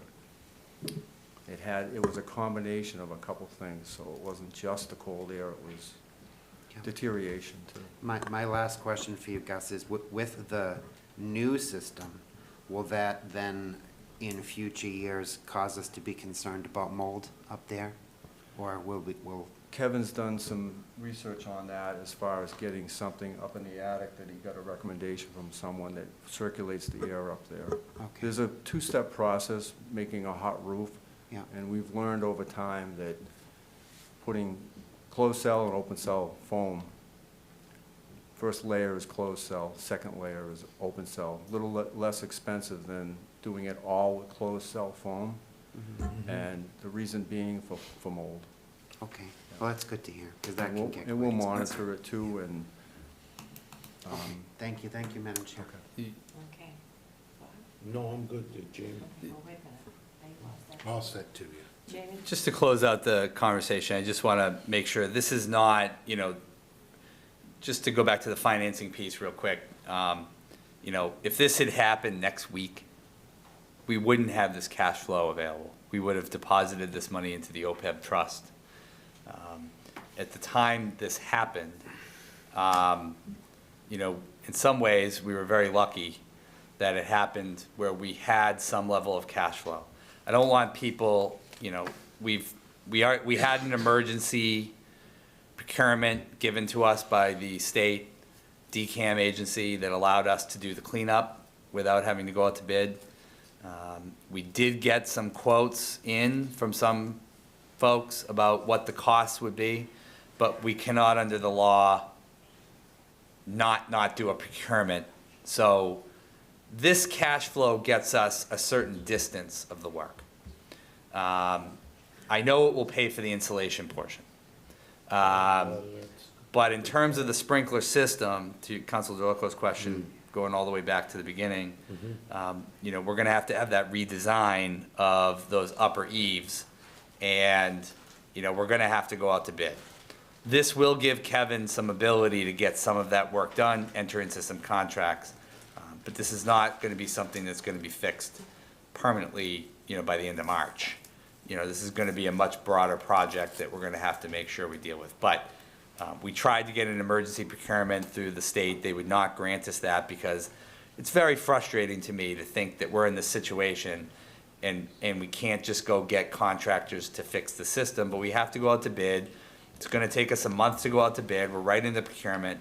So I just wanna make sure I'm setting expectations clearly that spring can't come soon enough, warm weather. Another 2 or 3 weeks anyway. Well, I share your hope, Councilor Urkel. This is gonna take a little while to make sure we structurally get the entire fix done. So I'm not gonna belabor the point, I just wanted to make sure folks set some expectations, because I know all of you, a few of you especially, play cards down there.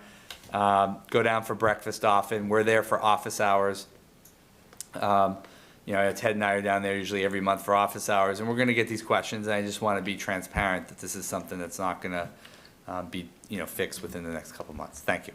Okay, thank you. Okay, are we all set here?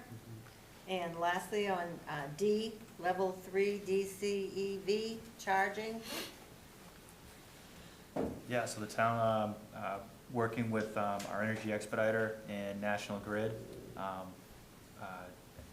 gonna put 12 spots of fast charging in Franklin, 6 of which would be here at Town Hall, and the other 6 would be at Fire Station 2, which it's on King Street. It's right off 495, accessible. And the other thing about it is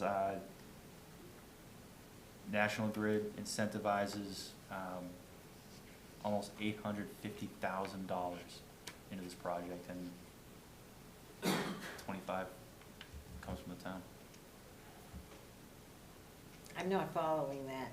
850,000 what? National Grid pays it. Incentives. So the utility in the state, like right now, there's a lot of incentives for municipalities or sometimes even, like, you know, private companies to install electric charging stations. And for whatever reason, I don't know why other municipalities aren't taking advantage of it, but I think Franklin should. Who's paying for the vehicles that are being charged? Like the ones out here, the ones at the school?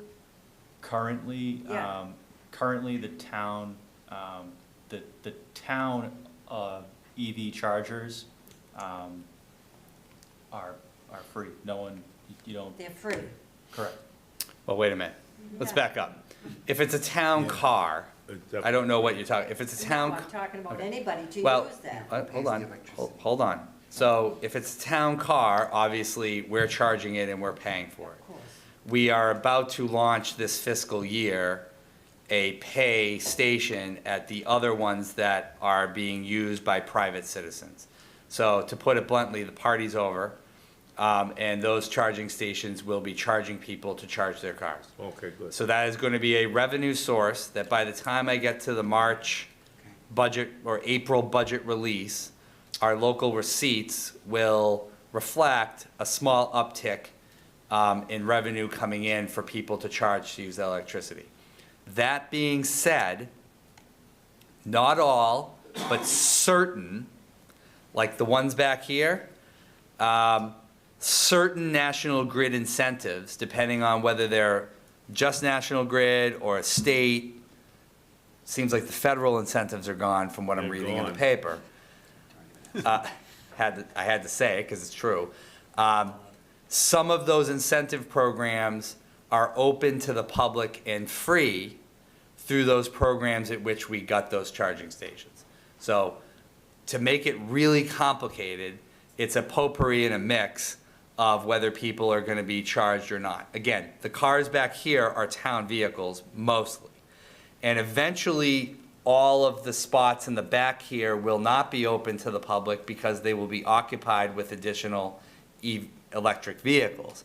Same thing at some of our other sites at the schools, DPW. Obviously, the fire trucks are not electric, so it's not going to be for that, right? But we will be instituting, and Kevin, we're pretty close to getting exactly how much money we're going to get, like the library ones and some of the other ones that are open for public use. Those will be on a charge basis, and the town will recoup the revenue of that electricity. It is very, very complicated in terms of how these incentives work. But at the end of the day, the biggest cost with this is digging up the ground and putting in the wire underground and getting the conduits done. So when you see incentives here of 850, they're paying for those contractors to do that money. I've never seen a return on investment where we put in $25,000 and get $850,000 back. That's an amazing ROI. So I hope that answers your question, Councilor Pellegrini. It does. Okay, any other questions? Well, no, Jamie kind of answered my question because I didn't know if it was in the federal, like if it was federally funded or all that, 850,000, because obviously it's gone away. They're Right. not- EVs are gone. They're, you know, so as long as it's not, It's through the state National Grid. then we're okay. We're okay. Okay, everyone? Okay, then we will call for a motion for Facilities Department, $480,000. So Second. moved, second. Okay, and we've already discussed, so right now, let's vote on the $480,000. All in favor? Aye. Opposed? Okay, Thank you. You're welcome. thank you. Thanks, Gus. Technology Department, Town Projects. Tim? Whole one. Pretty straightforward there. Tim Yes. Raposa, Director of Technology for the town and schools. Again, it's pretty straightforward. It's just replacing some laptops. About 50 laptops that are 5 years old with $60,000 in capital, which hopefully I'll be able to replace about 50 laptops with $60,000, but it'll be kind of close. But Kind of close. I was told money was tight these days. That's all we have this year. Now, this is one of my questions when I say things coming before us for capital, why it's not being taken out of their budgets, because this isn't a one-time expense. Well, I mean, it is, because these are, well, hold on, they're replaced on a replacement schedule, just like you could make the same argument about a lot of the infrastructure that we use for cruisers. Police cruisers are added every year, but they're a one-time cost.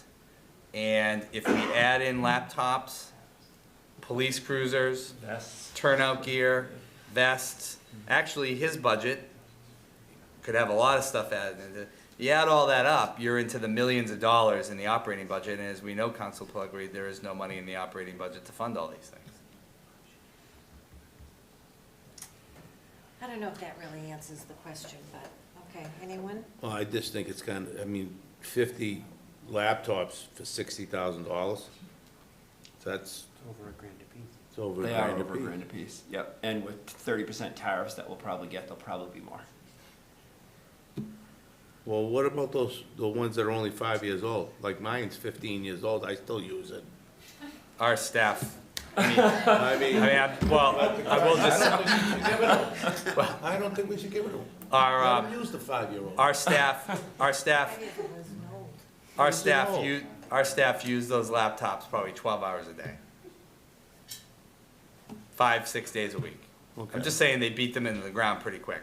And Tim, traditionally, as you know, we rotate them out. We extend the warranties.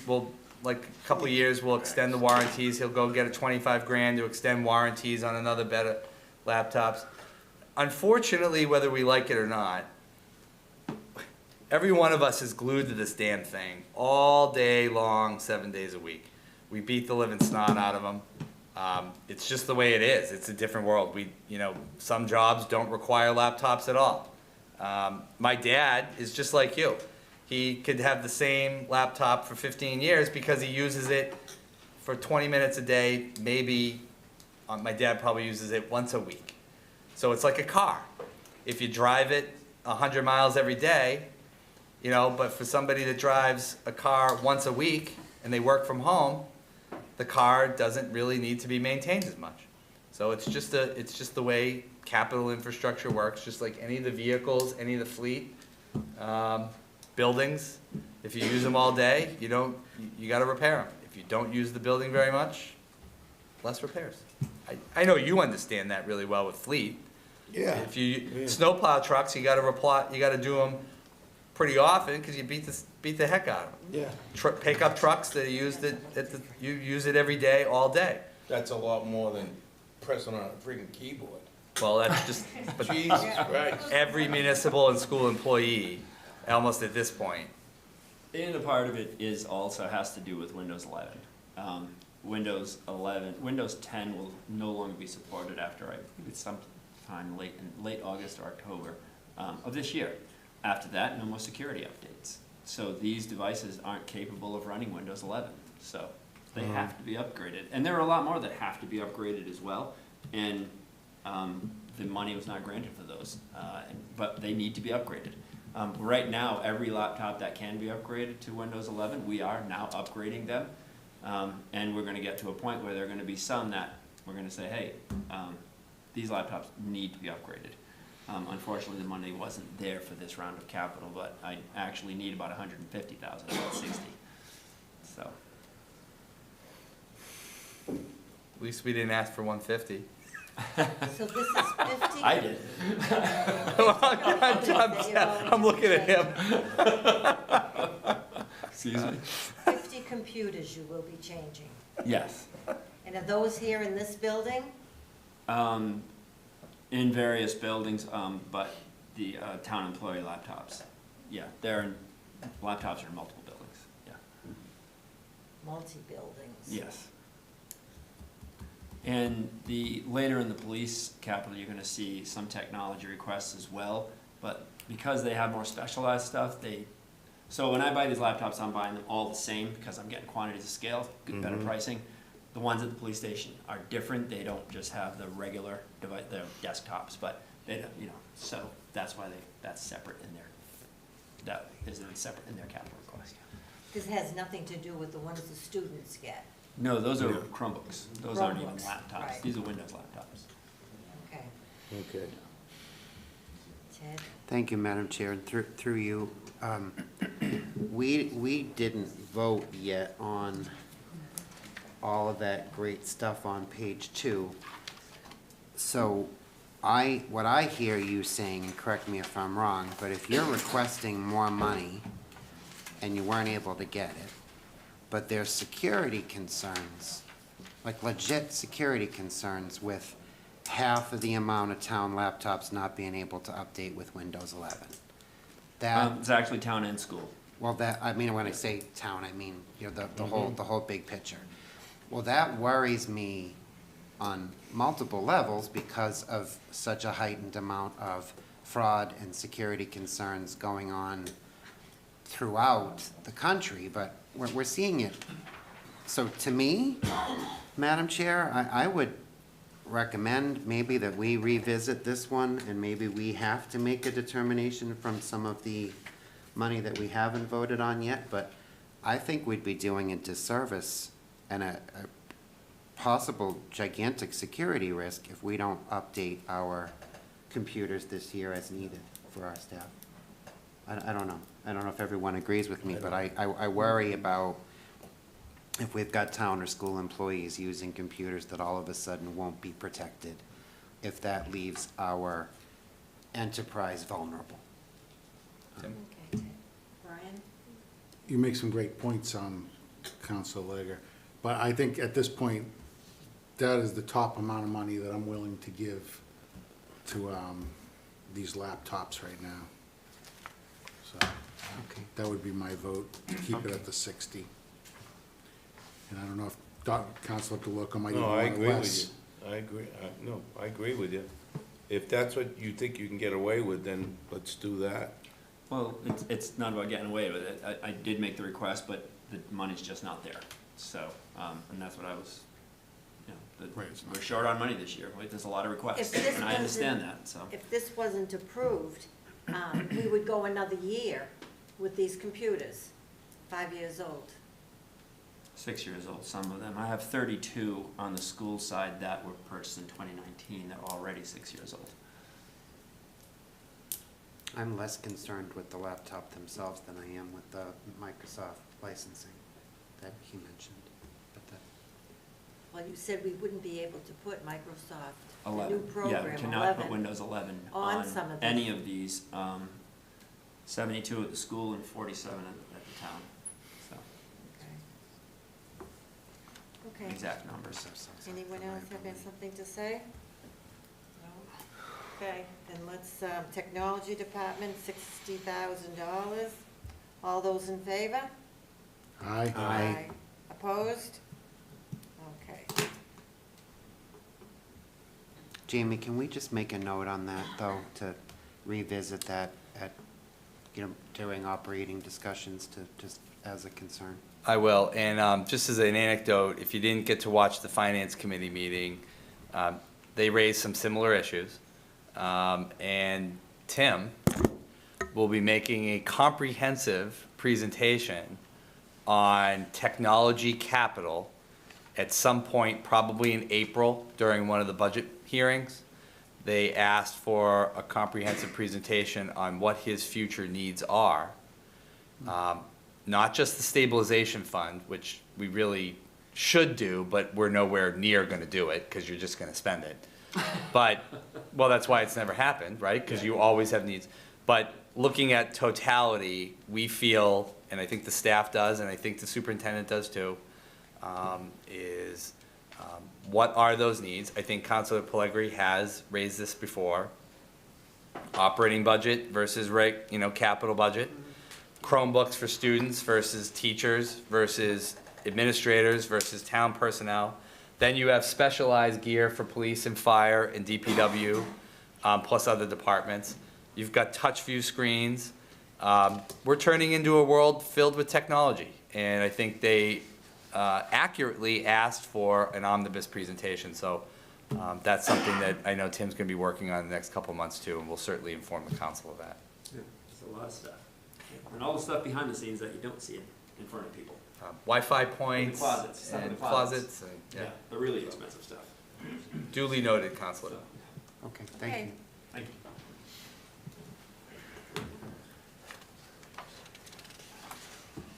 Fire Department is next. Here they are. Good evening, Madam Chair, members of the committee. I've got Chief McLaughlin Fire Department, both deputies are here, Klitsch and Barberry. They're going to take us through the 6 items on our list tonight, if that's okay with you. That sounds good to me. Let's start with A.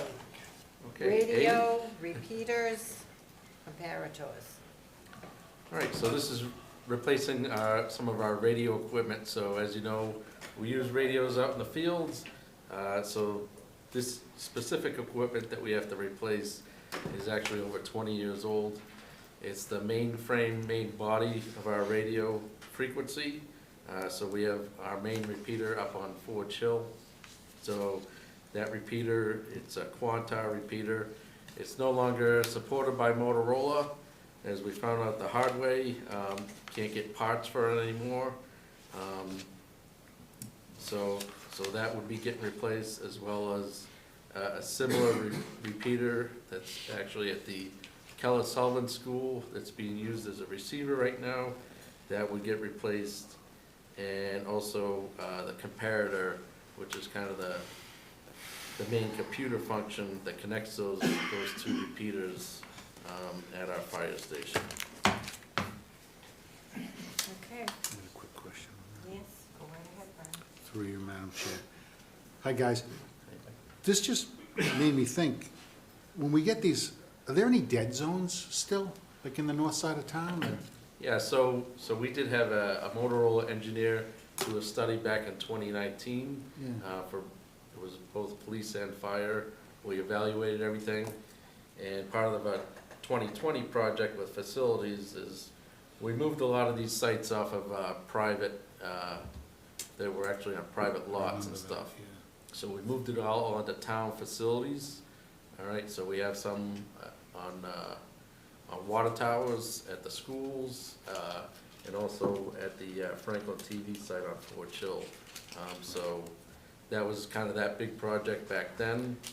I remember that, okay. They are currently, a private vendor is currently building, a site on the north side that we do have the town does have an agreement for. Fortunately, that tower is not fully built yet, but that is a future project that might come before you with facilities. We'd most likely have to run fiber line up there, so that would be pretty expensive. Plus having the shelter at the base of that tower, maybe a generator backup, getting the antennas on that tower, so, that's on our radar, but fortunately, because it's a private project right now, we're waiting for that to get built out. Okay, I just didn't know if you guys needed more money, 'cause we want your radios to work everywhere, obviously. Right. I mean, it's very important. So I was just, it came to mind when you said it was only 71,000 right now to make sure the other stuff works. Yeah, right, this is specifically just to replace that equipment that's over 20 years old, our main repeater, really, that's no longer supported by Motorola, so it did go down one day back in July, and we did have to switch over to a county frequency, so we do have a backup, but that's a temporary fix until that day, until it finally got repaired, so we wanna make sure this equipment's replaced so that we're good for, several years ahead of us. Great, thank you very much, guys. Thank you, Madam Chair. That's good. All set? Okay, let's go on to B. Structural firefighter and EMS protective clothing for $105,000. So this is the gear that we pretty much come to every year for, that is basically the protective gear the firefighters wear. So this includes our coat, pants, helmet, gloves, everything that we use, again, for structural firefighting, and as well with that, also our EMS protective gear.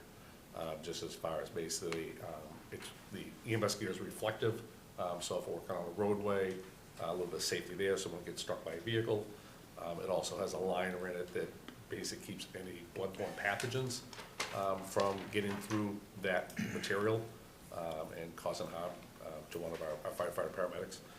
So this is our typical request every year for that gear, because it does have a shelf life. It is only rated for 10 years of use, so unfortunately, by the standard it goes by the date that it's manufactured, not how it looks. We can have a perfectly good-looking set of gear that's 10 years old, but by the standard, we can no longer use it.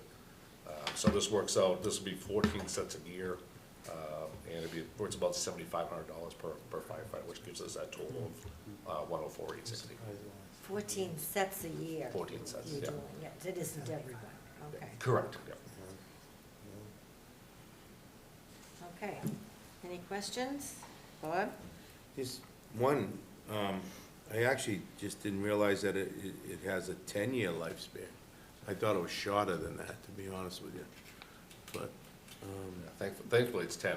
Honestly, if it was less than that, it'd be a yeah, lot no, more I, expensive. but, so- it would just, I know that, some rip, some, so you have to replace them, right? And, they have to be, But no, I'm fine, with this, obviously, to protect the firefighters, but I was just shocked that it has a 10-year lifspan, that's all.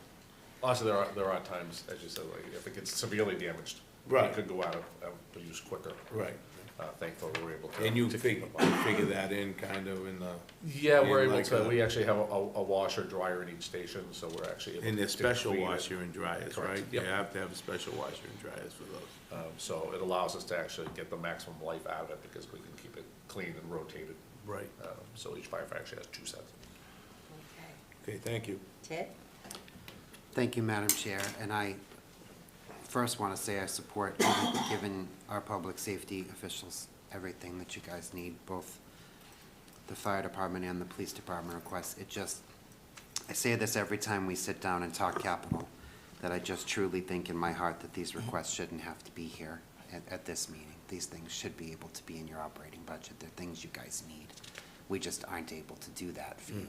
And when you tried to include them last year, and then we ended up having to take them back to move money around, I recognize fully that you guys took that hit, and you hoped that we would be sitting here having money to give you. You shouldn't have to hope for money to be in a special fund for you to get protective gear and radios and other things that are necessary for your job. So I just want the public to understand that this is, when we start talking about areas that there's structural deficits and areas where these things should be covered by operating because they're not special one-time things, you need these for your job, that we're just not able to do it, and we rely on this program to give you what you need. It just pains me that that's where we are, but I'm glad that we have the money, and I'm glad that every year we're able to make this Yeah. work, right? Because I don't want you to be jeopardized in any way when you're out doing what you gotta do, and our great members of our police department also. But I just want the public to understand that there could come a time when we are sitting here having a very different discussion because there aren't the overages and the capital money available, and then what are we gonna say to you guys when you need this stuff? So, thank you, Madam Chair. And we've also been lucky over the years, is the state has actually had a firefighter safety equipment grant, that's $25,000 a year. Unfortunately, this was the last year for it. So we were able, under that grant, we were actually able to buy 1 set of gear, some additional helmets, gloves, and then the ballistic protection that we would have to come forward for as well, because those have a rated life as well. We were actually able to replace those, or we have the money now to replace some of that equipment through that grant program. So we're still gonna try to seek out as many opportunities as we can to use grants when we can to get that off of this. But right now, this is the last year for the 25,000? Yeah, unless they decide to fund it Yeah. moving forward. It'd be nice, that they did it for 5 It years, certainly and would be. it was a nice program for us. Yeah. Okay. Also, Yep. doing great. Okay, let's go on to portable radios. This one is actually, it's singular, and it's one portable radio, because if you remember over the years, there was a couple of years that you actually had provided some capital money, and then we were going to almost like we did with the fire apparatus, is kind of implement our radios So in much. small groups, and like we do actually with that turnout gear. We were able to use a FEMA AFG grant of $632,000, along with some of the capital money Awesome. we had. We had a regional grant that we worked with Norfolk, and we were actually able to buy 90 radios for almost $1 million. That was last year. So we got a really good deal out of that, because out of the 90 radios, we got 60 of the radios. Norfolk got 30 of the radios. But we're to the point now, we actually have 61 employees. So I'm 1 radio short of that person having a radio. Okay.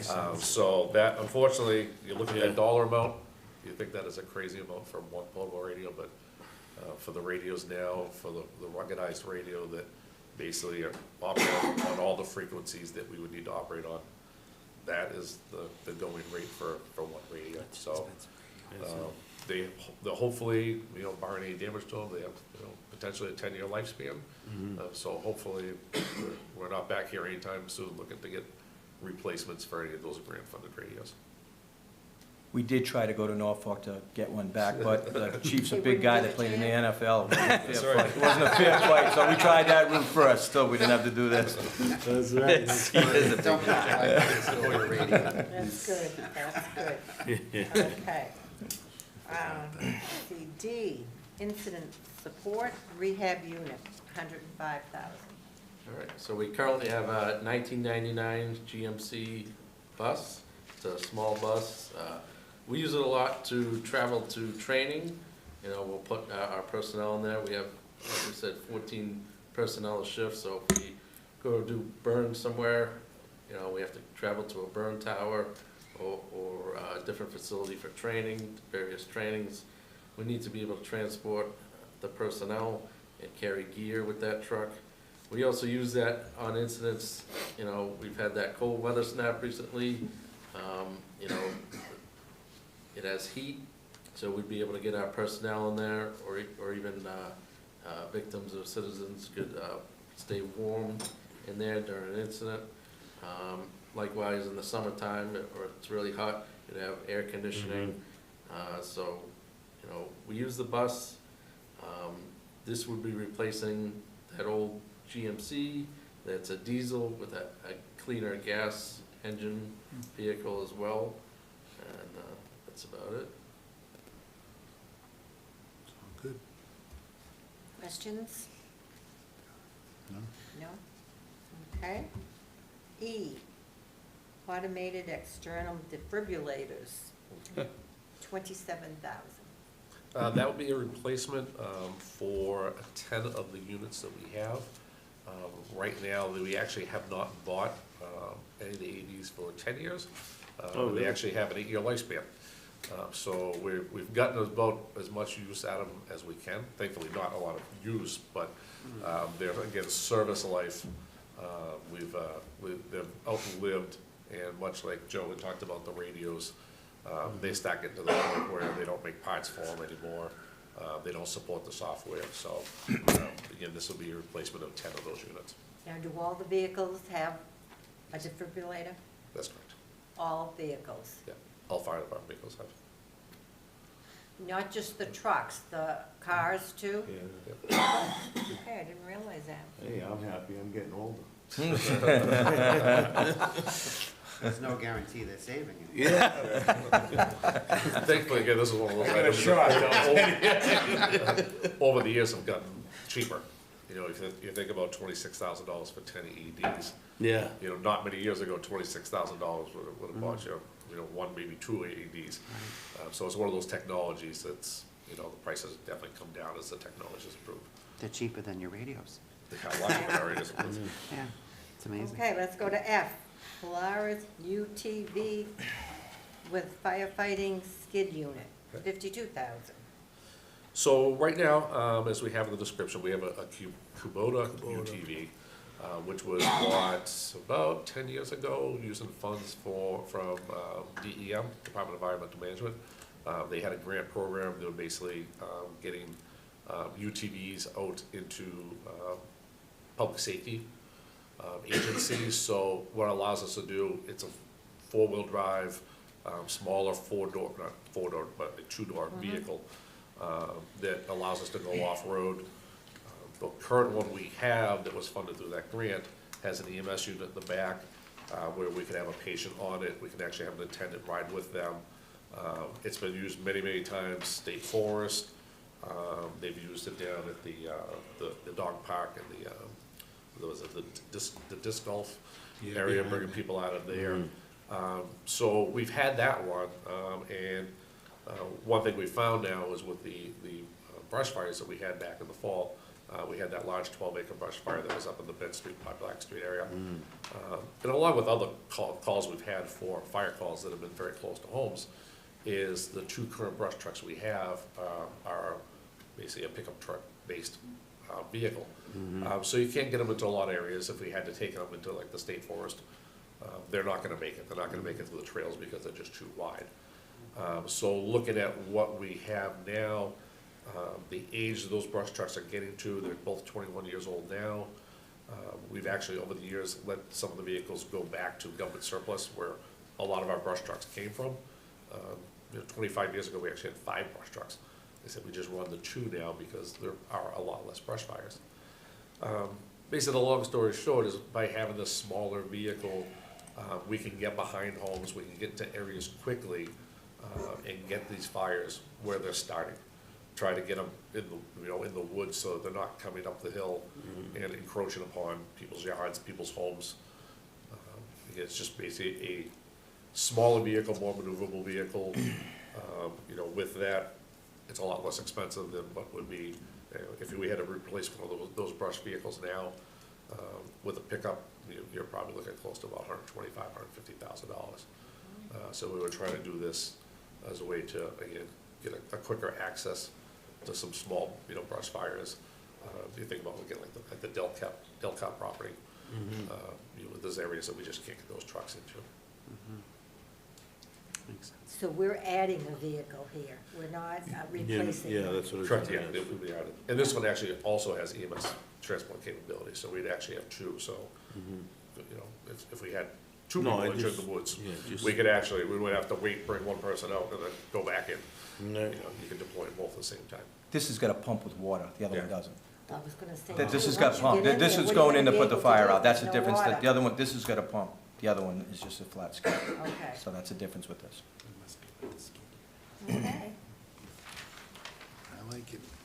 all set, Like it. gentlemen? All right, let's take a vote. For the fire department, $372,000. Is there a second? Second. All those in favor? Aye. Opposed? No. Thanks again for your support, we appreciate Thank it. you. Thanks, guys, we appreciate Absolutely. everybody. Thanks for all you do. We appreciate Thank you, guys. Thank you.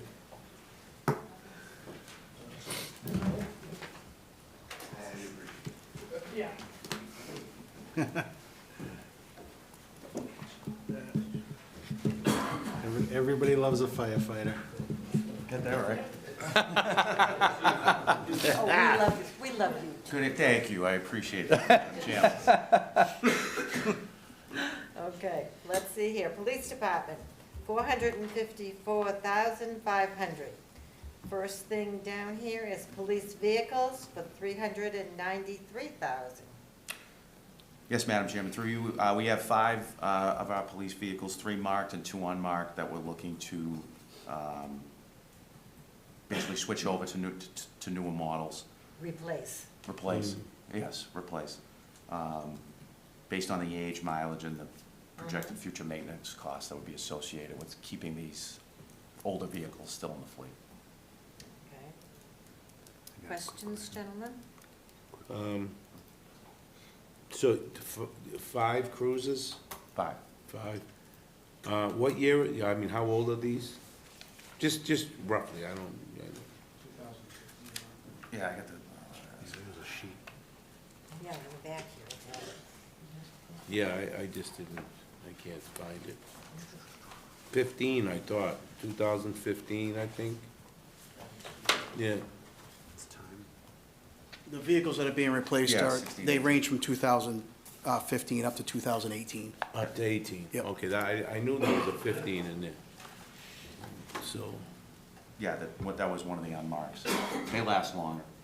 the unmarks. Yeah, because there's usually only one. Yeah, 3 shifts on the other. 1 or 2 drivers related to them, and they're not Right. running them all the time, whereas the marked units have up to, up to as many as 3 operators that are running them all the time. So, my million-dollar question is, what are you replacing them with? Ford Police Interceptor, Not hybrids? can't get hybrids. No, they stopped making them, but I didn't know if you were. No, they looked, because of the green community initiatives and stuff like that, but we cannot, No, they're terrible. they're not available, they're not good. I'm not They're- even getting they're not into good. the criteria of them or Yeah. whether they're good or not, we just can't get them. No. And if we could get them, would I be We all buying want- them? we I went to- would fight to not buy them. No, I would Because be they're right not- next to you. So, because I work on them, they're terrible. They're not good. So, not good at all. Actually, we went with, state police, we went with, we brought back, we're going all Tahoes. So, I mean, that, Food for thought for next year, thank you. yeah. Just letting you know. So, but, Good. All set? Yeah, good. I'm glad. Brian? Through you, Madam Chair. Chief, if you could just say it again, how important it is each year that we do this replacement 5 every year. 'Cause the minute we go down, we're never recovering, is how I feel. So I just want you to say how important, or I'll say it, excuse me, how important it is that we do this every year with the 5, at least 5. Yeah, I mean, there's 31 vehicles in the fleet, you know, so we're doing 5 a year. You're seeing that a lot, you know, some of them, you know, they're lasting 6, 7 years. The marked units, we're up to like 4 or 5.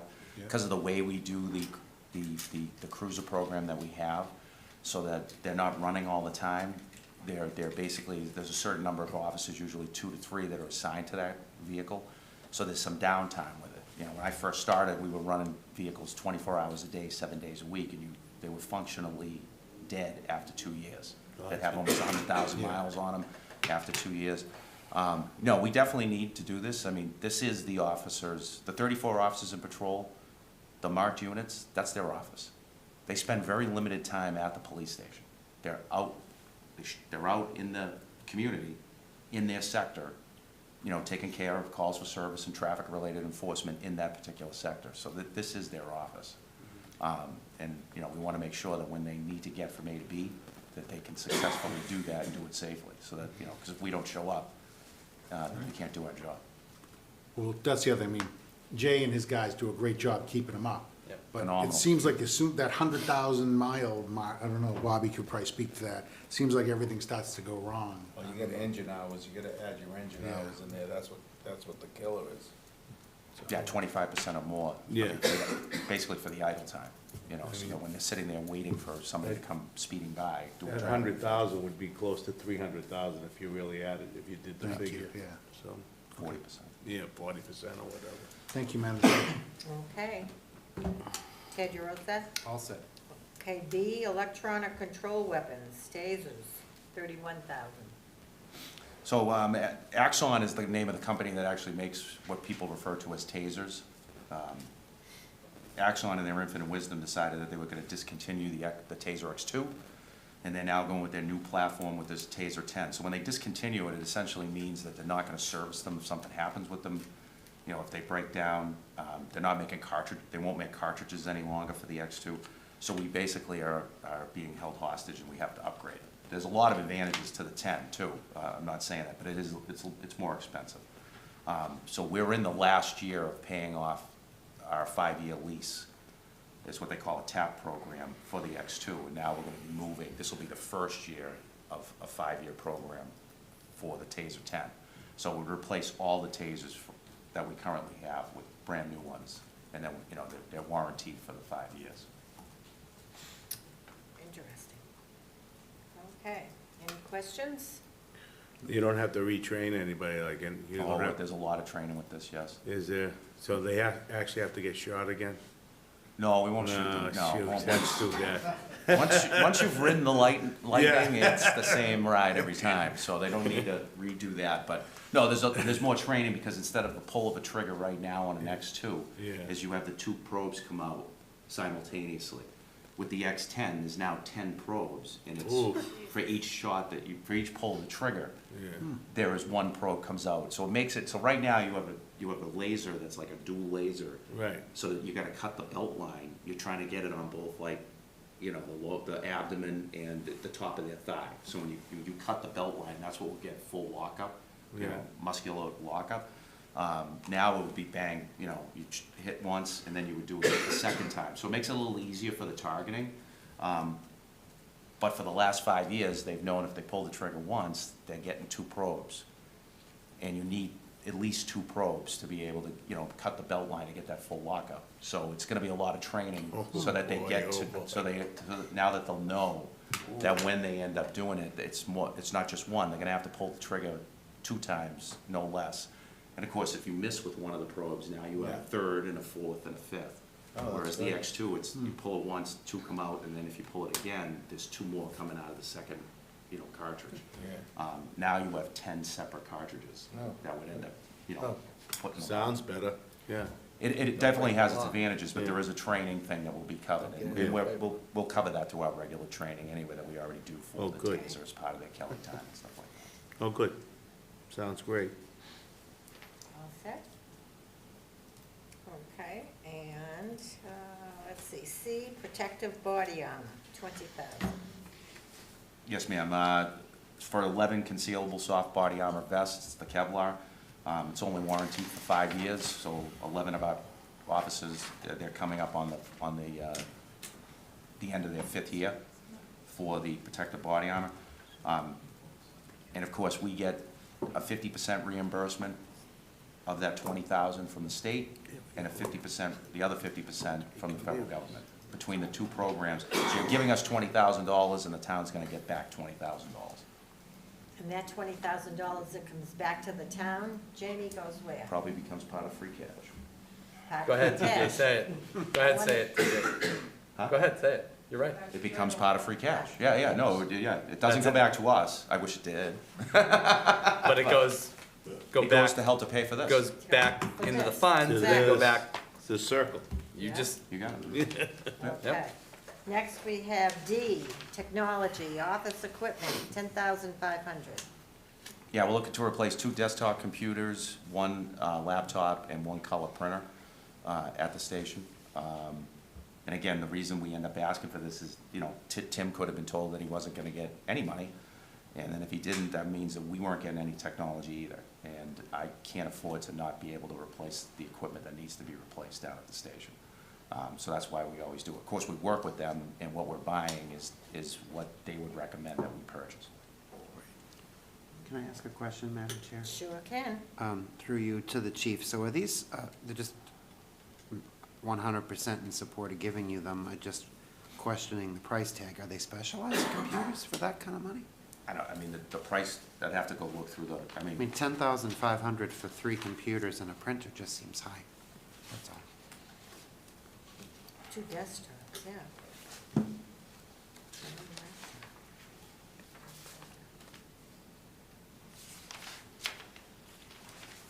And 3,500 apiece then.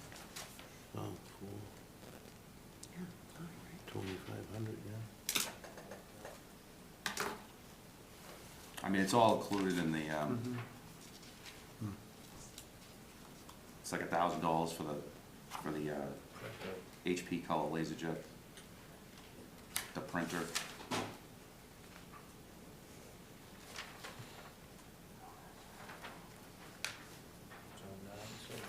It's okay, chief, One don't of the sweat it. computers I was mean, 46, yeah, one was $4,600. I mean, it's all in the backup. It tells you Okay. what they, you know, and these are all prices from the vendors that We that the use, town uses. yeah. Yeah. Okay. You know, dual monitors on the desktops, because with a dual monitor, you're able to do 20% more work. We want to get as much out of our employees as we possibly can. Well, you got a lot of stuff going on, the printed stuff too, like, you know, facial records and all, that stuff. Okay, that's it then for the police department, so we have $454,500 as a motion. You just did the motion. Second? Yes, second. All those in favor? Aye. Opposed? Okay. Sounds good. Thank you very much. Okay. Department of Public Works. Oh, we do this all the time. We only have, 8. Well, maybe we'll be able to go a little quicker. Good evening, Madam Chair. Good evening, and how are you tonight? Kind of funny, I'll tell you, driving over here and had to stop for a tree down on Miller Street on my way here. I was on my way. The wind. Dumb luck, bad timing. That's why I was a little late. Anyway, Okay, let's start here with A, 6-wheel dump truck with sander and plow, $280,000. they're expensive. And all I with the new guess so. emissions and everything else. Jay can tell you about the one that we're replacing. That's The just, 99, the 1999 is 25 years old. It's 10 years beyond its serviceable life. We've extended the serviceable life as far as we can. We've done structural repairs. We've had to hand draw engineering plans and bring them to machine shops to have parts custom made by machinists because the parts just aren't available anymore. So we've gone to as far as efforts as we can do to save the vehicle, but we're just beyond it now. I think, you know, we always talk about the program, that when we get a new truck, we use it for a number of years, dump truck, and then we actually, we'll take the body off it once it rots, and then we just make it a dedicated sander, so we'll get a lot more, or salter, I should say, probably get another 10 years out of them. It's just cost efficient that way, so, but yeah, it's 25 years old, and they get a little rusty, if you can imagine, when you're putting out all the salt. You can actually hear it rusting when you're driving it. Surprised you got that long out of it, to be honest with you. And there's times in between the life cycles where we actually will budget to sandblast and paint a vehicle to extend the life. That's why we get the life cycle that we get, is because we do invest that as far as sandblasting, painting, and treating particular areas that are subject to the salt, the calcium that we put on the roads for snow. Doesn't matter, it still rots out, there's nothing you're gonna do about it. Nope. Just prolonging the inevitable. Yeah, that's all. Okay, we all set questions? No? Okay, B is 4x4, pickup truck, 62,000. Hey, that's just a replacement cost for a pickup truck. One of our, that's been the classic, you know, it started out with the old water superintendent's vehicle, then it was moved down, and used quite a bit.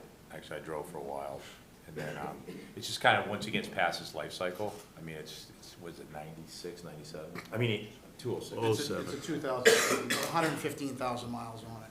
And it's just rusted out. It's the Now, what frame. happens to these trucks? What's that? Are they traded? We auction them. We auction them off. You auction them off? Through municipal bid, and it's a public auction. Yeah. And we start valuation of the vehicle for year and miles, and we take that valuation as a starting bid, and then from there, people bid on it to raise the price to get them. We do it with just about every vehicle and piece of equipment, so that comes back to the town as well. There are times where we do trade vehicles in, mostly through the police department does trade some vehicles in, because you'll get more on a trade for specialty vehicles at times. But for most vehicles with municipal use, they go to auction. You're not gonna get much. No. You won't get much. But it does go back to free cash. Yeah. Thank you. This goes to free cash. That was funny. Yeah. That was really funny. The auction money hits the general fund, it doesn't come back to No, the particular no, just like department. the other Government ones auction that, place. right. We send our vehicles. Okay, Brian? Hi, guys. So this truck that you're buying for 62, that does not plow then? No. None of those trucks? Well, this one's a superintendent's vehicle. Yeah. So the superintendent vehicle, to cut costs, it's just the truck itself. We didn't upfit it with a plow, it just has emergency lights for them to go to different work sites within town. But the superintendents don't plow, so Okay. it's not a work crew truck. I get it. But what would it cost to make it plowable? About another $12,000. 12? Okay. And it would be that would be a half-ton truck with that plow on there, which is not really, that's a Right, couldn't use driveway it for truck. the We'd road. have to go to like 2,500 or 3,500 truck, Yeah. and it would be substantially more. Okay, thank you. Okay, Yeah, no, all set? C, let's go with a 3-ton asphalt roller, 45,000. I've heard feedback from residents, they like when we fix those pothole things. And this is an essential piece of equipment that we can level it out and do work with that and fix all the trenches in town. And I think you see us out quite a bit. We do quite a bit with our asphalt work. And the highway crew did a lot of work this year rebuilding a lot of trenches. And then we'll go in to do, like, you know, we do our maintenance, whether we're doing like a crack seal or chip seal or something like that. To save money, we'll do the repairs underneath that surface treatment. We'll do that in-house, so the highway guys work on that. So it's a pretty valuable piece of equipment, and I think you can see how long we get the use out of it for, so. But They use them in the fields too. Huh? Oh, yeah, they also use them on the fields to level the playing surfaces for safety. Okay, so we're not gonna have any potholes, right? I didn't say that, no. The thing about potholes I is, think that's what you meant. yeah, we're gonna She's joking, we're gonna do a Bruce. better job fixing, the best job. Thank you. Okay. Questions? No, that's perfect. Okay, downtown beautification. So as you know, over the years, this money's been established in a fund. I think the last time we did it, Jamie, was probably like 5 or 6 years ago, maybe. It's before the pandemic. Yes. It was before the pandemic. So that's stuff that we use to maintain like the holiday lights, to do the banners, some beautification stuff down there that's not clearly earmarked in just a general operating fund that we do. So as different things come up, it's just a myriad of stuff that we use it for.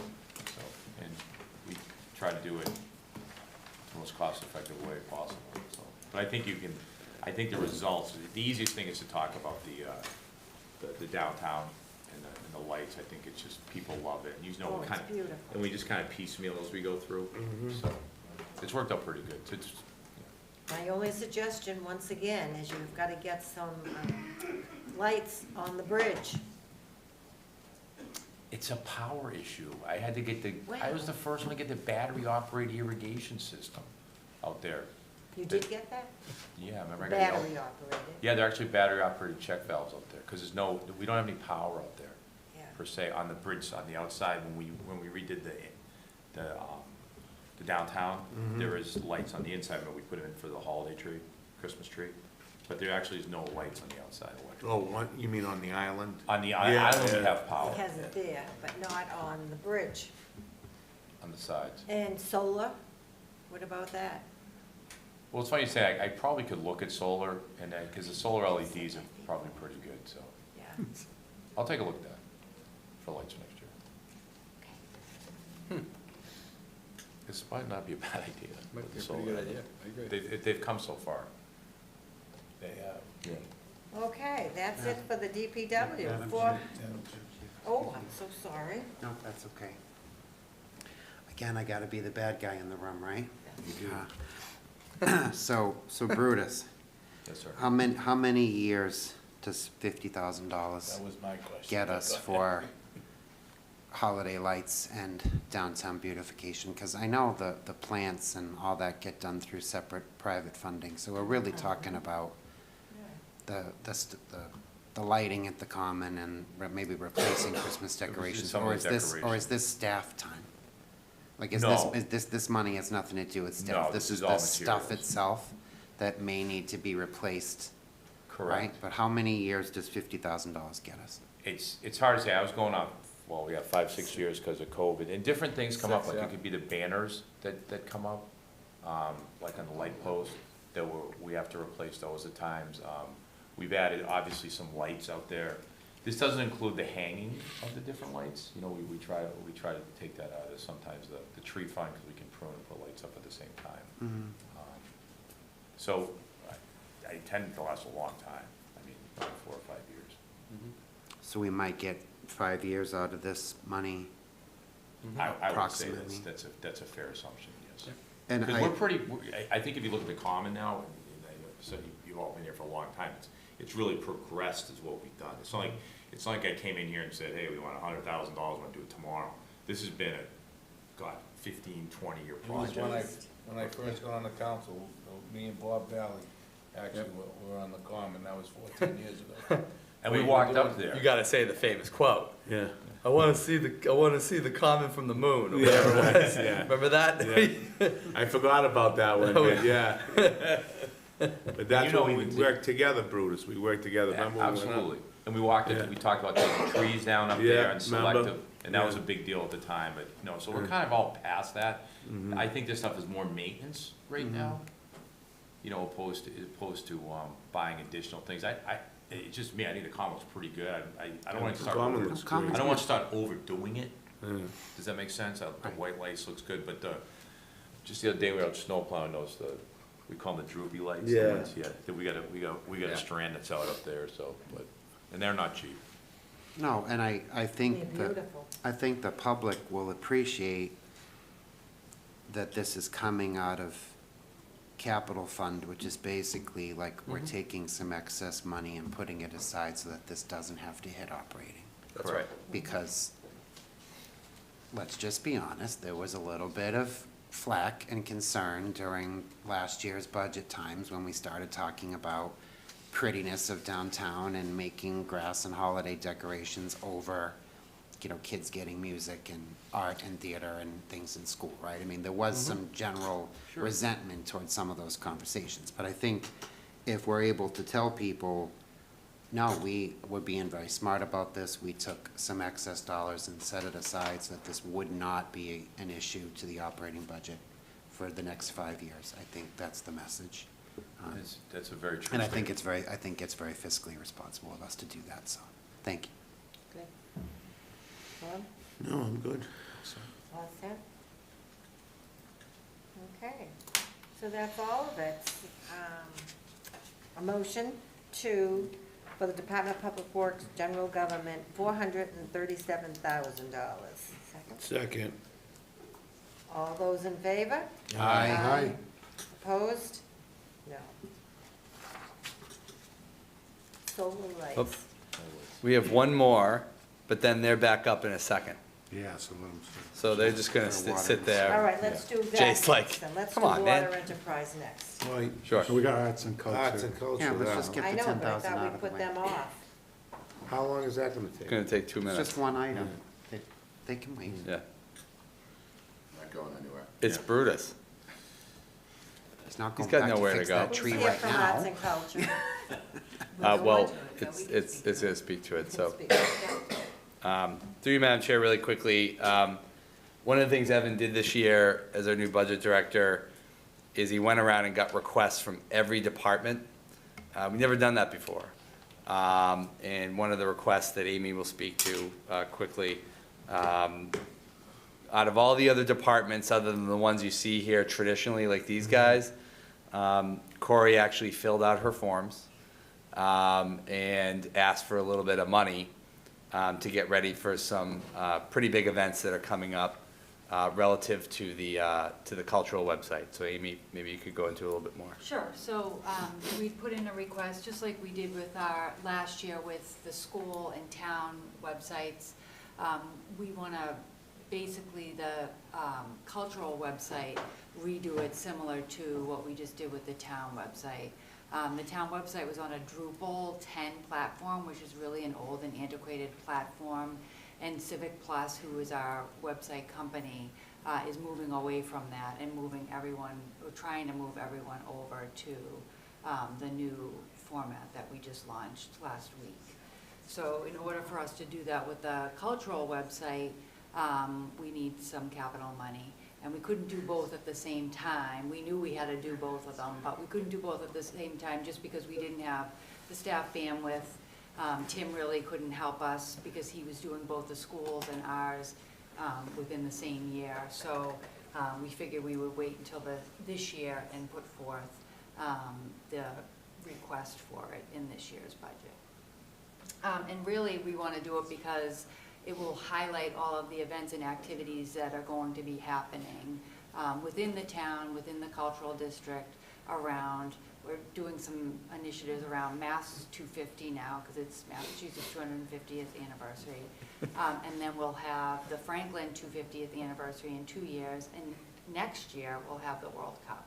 So we're hoping to really build out the site and have a new site to launch those initiatives, and also just drive people to all the events and activities in town, and really it's an economic development driver as well, so.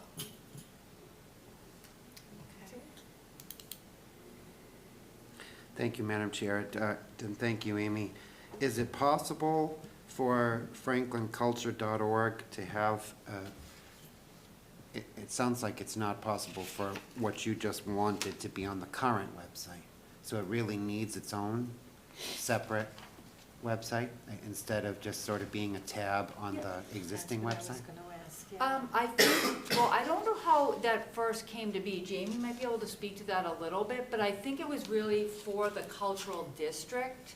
And so it was built as a separate site. I don't know if you Yeah. can. It was built through the same company, but when we got certified as a cultural district, they used the grant money to basically build out a whole separate site with totally different features. So the back end of this and the features that are offered on franklinculture.org are actually more expansive than what we have on the other website. So our current contract with the current website provider wouldn't be able to actually take this same structure. The calendar and the business listing for the restaurants and stuff, those have different back-end features. If Tim were here, he could probably explain it in a little bit more technological sense. But the calendar and the restaurant features of where you can go are unique to this website, so it costs a little bit more money to do that. It wouldn't fit on the current site that we just upgraded last week. But we'll certainly be able to do a link, right? So we have a link on the yeah, new we can do a site link, now. absolutely. So we have, on the new site, if you look on our new website, there's an Yeah. explore link, explore like Franklin link, and that brings you to the cultural website with all that information on it. Okay. I think my only other comment would be, and you know, Jamie and I have had this conversation, if there's ever a possibility, whether it's through, and I know staff bandwidth is a challenge, but I think if we're able to promote businesses beyond just those in the cultural district, and whether that's through maybe the greater regional chamber of commerce that might maintain that list and just having a link, but, you know, something to help our Franklin businesses, especially those that are outside the cultural district circle. A lot of people don't go to websites anymore to find information on a business. We all know that. But for those that do, rather than just see the restaurants and businesses within the cultural district, I think we're doing a disservice to everybody. But I understand maintaining that is hard, and you got businesses coming and going, but maybe if they have a membership in the regional chamber, that might solve that problem, right? Because they would maintain that list, and it's just a click here to learn more about businesses in town. I think that might help some of the folks that have reached out to Jamie and I with this concern. But you know, we're supposed to be a town supporting business, right? So I want to do everything that we can to make sure that we're being fair. So, Sure. We'll talk to the chamber as well. It's a great idea, the Tri-Valley folks. okay, that's it, Madam Chair. Thank you. And also the downtown partnership, shouldn't they be a part of this also? I mean, as far as all of the businesses and that being in one location, so that we could have a click on the website for downtown partnership, and then from theirs, take up all of the different stores, restaurants, all of that. Yeah. The Downtown Partnership just launched a brand-new website of their own. And then do they have all of the businesses listed? I think they have the businesses that belong to the Downtown Partnership, Yeah. yes. It's the members, so they're a membership group, so you pay a Yes. fee. Yeah. So they're only gonna promote who pays the money. Who pays Sure. the money? Yeah, You know, but you if can you're- have that link on the town Yeah. website for people that want it, right? Yeah, I think it was on the old one. We had an economic development page on the former one. This one's not fully built out yet. We're still gonna work on a whole new piece of that. And I believe they were on the previous website. And it would be anticipated they would be on the new one when we get that page up. We have a business page on the new site, but we have to build it out, right? So currently, it's not an active page, but it is something that we're looking to build out this year. So. Great. Amy, who builds it out? Is it It's you our or? office. It's our office. Your Yeah, office it's the does. Oh, administration, good. Okay. administrative office, yeah. Right, Oh, good. right. Ryan? No, Anything? No? Okay. And I think that's it for the arts and culture. Arts and Culture Department, motion for $10,000. Second. No nays. All in favor? Aye. Opposed? No. Okay. Water Enterprise. Did you fall asleep? No, this is, I'm falling asleep. We were all out plowing. yeah. Doug We were out early. We didn't do much last night. Oh, you didn't do much. I did more than you, yeah. Yeah, the guys ran, but we actually. Yeah, We're up at 3 AM, but we didn't do much. Yeah. yeah. They were out, actually started at midnight last night. Yeah, we got it a little over an inch, but we, Yeah, nothing. Okay, let's see here, water enterprise, $210,000. A, vehicles, $95,000. So this is for the replacement of our W21 treatment vehicle. So we have two of those treatment vehicles. This is the older of the two. It's got just over 107,000 miles on it. That's the vehicle that they use 7 days a week to go to all the well locations. Actually carries chlorine in the back of it as well, so we can add chlorine at the well locations. So that's what this vehicle is. Any specific questions?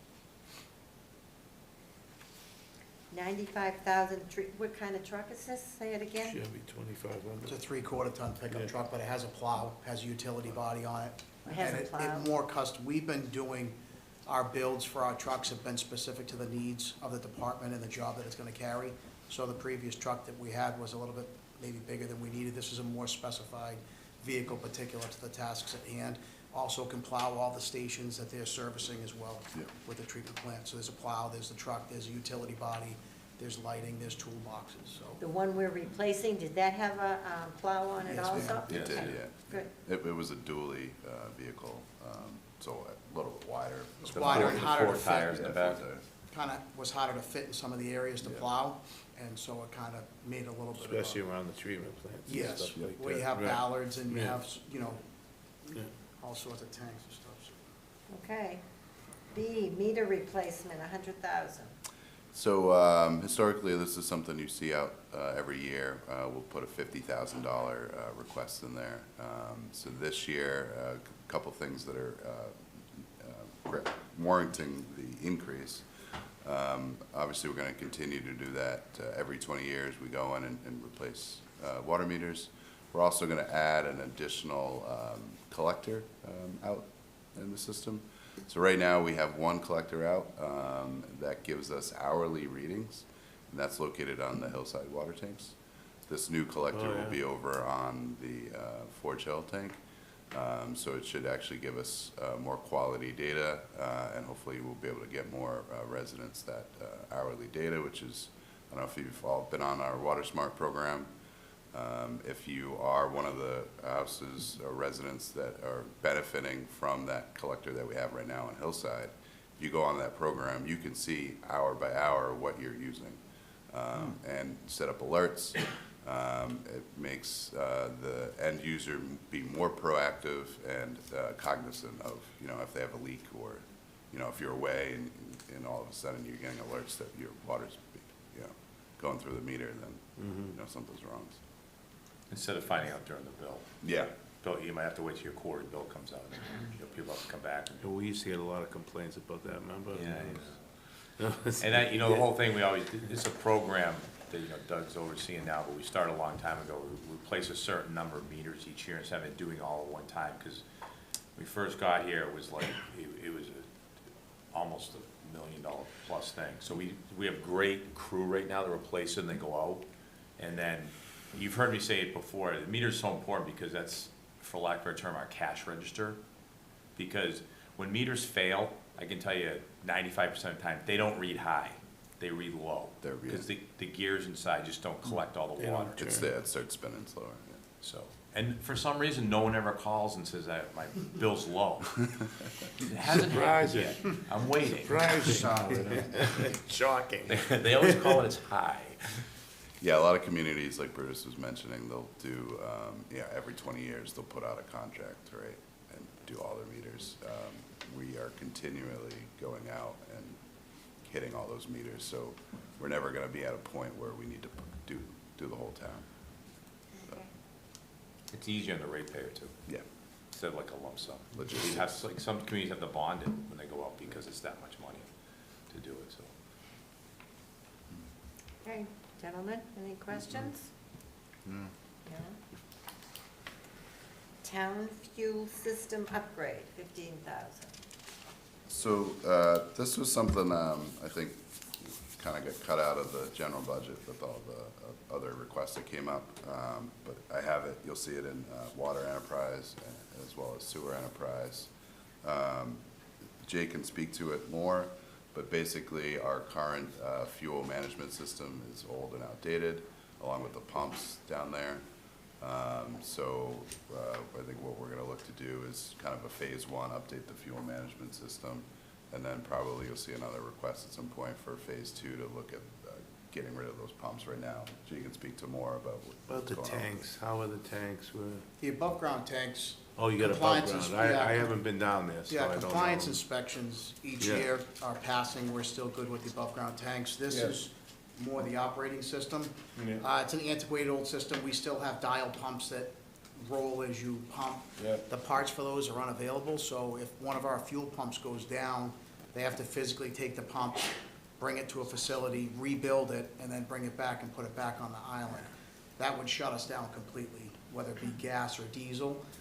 Right now, we moved from using the jugs of DEF to have a standalone tank. So we have gas, we have diesel, and we have DEF. Oh, yeah. This new system will integrate all of them together. And right now, the way it works is when somebody goes up to the fuel pump, they have to put a key fob in, they have to type in their number, and then they select a product and it pumps into the vehicle. The way that we have it now is, we've had this in the past where there's been cross-contamination between fuel product going into the wrong tank. So we've had DEF go into a diesel tank, that was a $14,000 repair for one time. This new system, it has a transponder on the pump and it has a reader on the vehicle. So when the two mate, it will only dispense the proper product. It'll get the exact mileage, it'll get any drivability issues, diagnostic codes, stuff like that will all come out, and it's cloud-based, so it takes our current fuel system off of our network and puts it in the cloud that's maintained by the company. And it all integrates with, we have a software program through the fleet division that tracks all of our repairs, parts, labor. It integrates with that, it also integrates with all of our GPS systems on our vehicles that have it. In Pretty big layman's deal. term, we're saving money and we're becoming more efficient. Jay's done an awesome job bringing all these different companies together. So instead of this separate, older type thing, it's gonna be new, it's gonna be able to modify as time goes by. So we're gonna be able to obviously track the vehicles, we're gonna track the maintenance on them, we're gonna track the fuel. We're not gonna make these silly mistakes anymore that happens, we get a lot of new employees, stuff like that. And ultimately, it is cheaper. We've run the numbers so many times, and it's really gonna be a very good system for It's the an town. $80,000 savings, the way that we're gonna do this. So, he's done a great job bringing it all together. We still have the old one. Massport's not gonna change. Tick, tick, tick, tick. Yeah, it's just tick, tick, tick, tick. And Jay actually got a, what is it, $10,000 Oh, yeah, he got a grant? grant, he got a grant toward it too. Yeah, so he'll be We got able a to grant for buy $10,000 some of the towards units the through that. process of this as well. And it's gonna fit into your system with your maintenance, so Yes. you'll know exactly mean miles between breakdowns and everything like that. And everything communicates together. Right. So we have different companies that you can get, but they don't all integrate together. So all these modules actually work together. We're in that world of everything reads each other. So they all integrate together. So we'll be saving our problems of vehicles going down the road with a diagnostic issue that we don't know about. It's automatically gonna integrate into my software program, send us an alert. And on top of that as well is if we had a fuel pump go down in the middle of the night, somebody physically has to go down there, open up the pumps, put it in a manual override, and then track that system. With the new system, it'll all go right to my phone. I can do automatic updates anywhere in the country. To be honest with you, you'll save a lot of money. A lot of money. You will save a lot of Absolutely. money. A lot of time, too.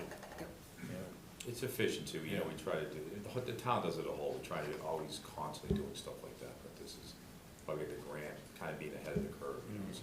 And it helps us with our compliance reporting Oh, yeah, through the the federal federal stuff. government. So we report every gallon of fuel that we use, whether it's diesel or gas.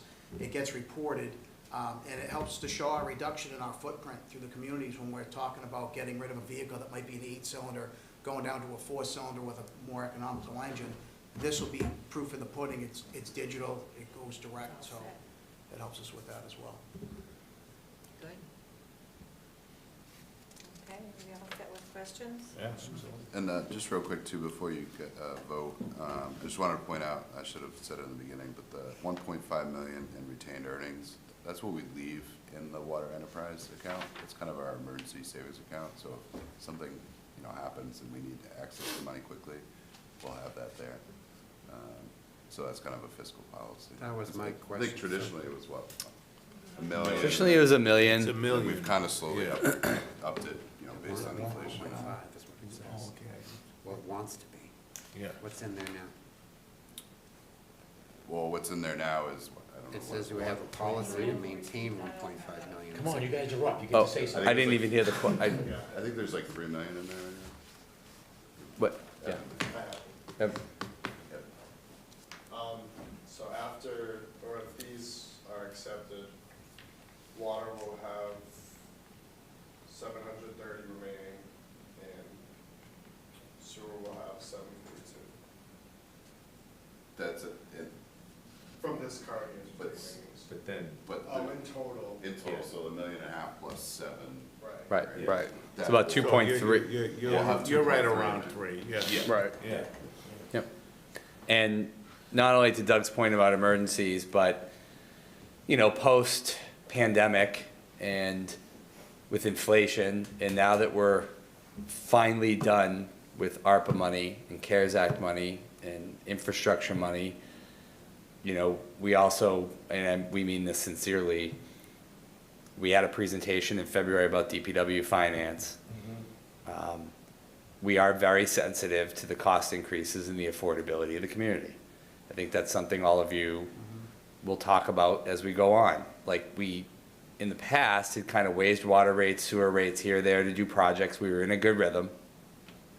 But I think we have heard from a lot of people in the community that tax increases, water increases, sewer increases, people are really tapped out. And so it's not like we're putting the system at a big deficiency, but we are trying to slow down a little bit from a very, very, very fast 5 years. As I said in my memo for joint budget tomorrow night, other than a trash rate increase of about $8 to $10 a quarter, probably next year, and whatever the surplus, the structural deficit is, from our standpoint, I think we have to consider that like enough on the taxpayers of this town, and that maybe we need to slow down. Next up after that is really the water tank issue, that, once we get through the budget concerns with the operating in the schools, after that, I think we gotta look at the water tank issue and then try to get back on a sustainable path to what we had before. But, we do wanna respect the fact that we didn't wanna put the council in a position to have to raise water rates or sewer rates again, which I think we all know is just very hard. And people are tapped out, no pun intended, but they are, and we hear that feedback. And I think we're gonna hear that tomorrow night and probably over the next 8 weeks when we do those listening sessions. So it also allows us to have emergency money, because inflation, when we had $1 million as our last policy, well, that's not gonna buy us as much as it used to. Because inflation's gone up, it may have cooled off, but I don't think anyone feels like the price of goods and services has really come down at all, because it hasn't. And I think that being in this industry as well. Yeah. Parts, everything is just more expensive. So we've got about $2 to $2.5 million in reserves, in case there's an issue. It's just like my buddy went to buy a new oil truck, and it's only 4 or 5 years old. Yeah. Without the tank and everything, he paid $75,000. Wanted to replace the same vehicle. It was $150,000. Right. Just for the chassis. Yeah, just for the chassis. Just for the chassis. Tank's fine. So that's just showing you how much inflation is. It's crazy. I just have one question. Go ahead. Through the chair I don't know if this is more of a Jamie question or a Brutus question, but I remember a year or so ago, we talked about we had to do a multi-year water and sewer proposed increase and able to afford getting the special $32 million loan with the state for the Beaver Street Interceptor, and we looked at sort of graduated time, this is gonna be this rate this year, and this rate this year, and this rate this year. So I think what I'm hearing is that we didn't increase and now maybe we can cool it for a little bit because we've got some reserves, or are those increases still on the horizon? Those increases are still part of the bylaw, but to your point, yeah, you did hear me right. We're cooling it. I think we don't want to put you in a position, unless it's emergency or critical work, and the water tanks is probably the next piece that's up, particularly the hillside, I think, right, Doug? Yeah, hillside. You know, we recognize that we're all hearing that people are pretty tapped out. And in all, you know, I mean, in terms of the water mains and some of the I&I work that's been done, I mean, I think in Brutus's tenure, in his 20 years, he's literally probably covered almost half the town. 40% of the town's water mains have been replaced in the last 20 years. That's unbelievable. Yeah. I mean, that's unbelievable. I mean, you know, by the time he retires, probably by next several years or 5 years or whatever, I mean, he'll have been here and replaced probably half of the town's water mains, and then 75% of the sewerage area in town will have been covered. I mean, that's unbelievable. That's not even talking about road miles, the common, all the other stuff through his leadership. But inflation just has hit hard for every homeowner, but even hit us with costs. I mean, we used to do, you guys remember Debbie and Bobby for sure, it was a 5-year water main borrowing at $7.5 million, and we'd pay cash for $1 million a year, and we wouldn't actually have to borrow the money and pay interest. Those days are long gone. And so I've said to the staff, now that the ARPA money is gone, which they did a majority of the work with that money, which was great, you know, to put everybody in a position for more water rate hikes, you know, has to be, in our opinion, extremely strategic, right? And so there are some reserves there that will be able to ensure that if there is some work that's critically needed to get done, that work can get done. But hopefully not have to raise those water rates at all for at least a couple more years. Yeah, I think we want to get back to what Jamie was saying, to be able to pay cash for Right. those water main improvements, because by all means, we don't want to stop the water main improvement program. We still have more water mains to replace, which, you know, in turn, more roads to rehab, so that needs to continue, but we need to just relook at, you know, how we're funding that, so that's what we're doing. No, and I think it's great if we're able to not increase rates for consumers, because, you know, the hour-long showers my kids take alone, like, We appreciate that. My water goes through the roof. But I just also want to be cognizant of the fact that we have this $32 million loan to pay back, right? That's and the that sewer fund. Well, I I mean, expect the same I'm for just you. talking, you know, the That's big all built picture, out, right? We have the rates. this gigantic loan we took out, and we knew we had to increase rates to make those payments, and I just want to make sure that the public understands that we're okay with that, so. But, all right, thank you, Madam Chair. Okay. Anybody else have anything to say? No? Okay, so we have, let's see, Water Enterprise. 210,000. 210,000. Yeah, I have that here, I just want to make sure I didn't leave something on the other side here. Okay, Water Enterprise, motion for $210,000, second, Second. all in favor? Aye. Opposed? One more. Okay, Sewer Enterprise. Vehicle, $75,000 for a replacement. Yep, so similar, this is replacing one of our sewer vehicles, again, that runs 7 days a week. It goes to every, one of our 23 lift stations, soon to be 24 Beaver Street. It's a 2013 with 145,000 miles on it. So I think currently that vehicle does not have a plow, right, Jay? Does not. But the new one will, so. It will have Yeah, a we'll have another This is kind of an vehicle. example too of where we're able to save money for the residents. We could have duplicated the $95,000 truck, but the need wasn't there. So we reduced the cost by $20,000 for specific use on this truck to reduce the cost of purchasing. Well, we'd like to hear that. That's Very very good, good. Very good. Go Yeah, ahead. is that why you went with a Chevy instead of the Ford, right? Well, so I've been trying to put in place footprint purchasing. So Yeah. in the past, we've had multiple different manufacturers, multiple different trucks, multiple different SUVs, multiple different Right. cars. So just expense alone between our parts department, what we can inventory, and the cost to fix, product knowledge for our technicians. If we're doing footprint purchasing, it's the same models, the same brands. We do have more than one, but it gives us the ability to do more with less. Doesn't cost us as much, or the residents as much. And gives us the opportunity to save in places like this as well. Okay. Any other questions on that? Sewer rehabilitation, 500,000. Yep, so this will pay for another phase of I&I reduction up off the Pine Street area.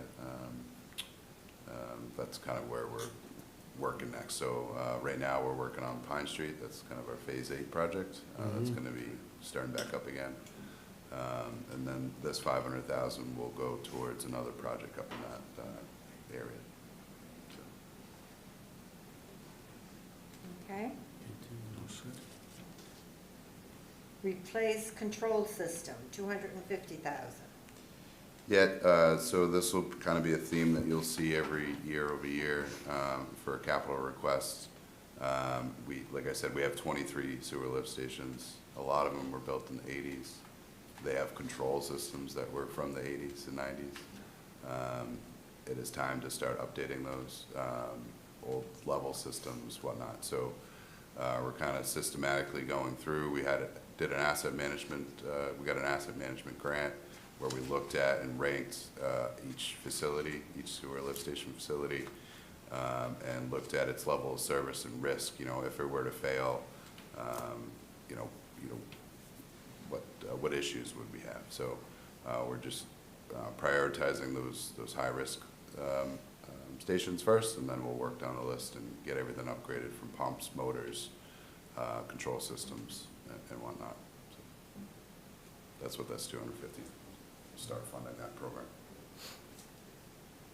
We do all that in-house, so I'm putting together the specs and plans. We put it out to bid, per station. Good. Any questions? No? Town fuel system upgrade, 5,000. Yeah, and like I said, that was, we talked about it under the water enterprise. This is just the sewer enterprise share of that. Based on the number of vehicles is how we kind of portioned it out. If this wasn't something you could just put in your budget, 5,000? I mean, it really fits that capital expense need. It's a one-time? Yeah. Because many of these things are not one-time. Yeah, this is a one-time. Okay. Questions? Yeah. No? And that's it on this, okay. Sewer enterprise, a motion for $830,000. Second. All those in favor? Aye. Opposed? Thank you for your support. We appreciate spent it. a lot of money. We gotta go Yeah, back no, to no, yeah. the original. We spent a lot of money.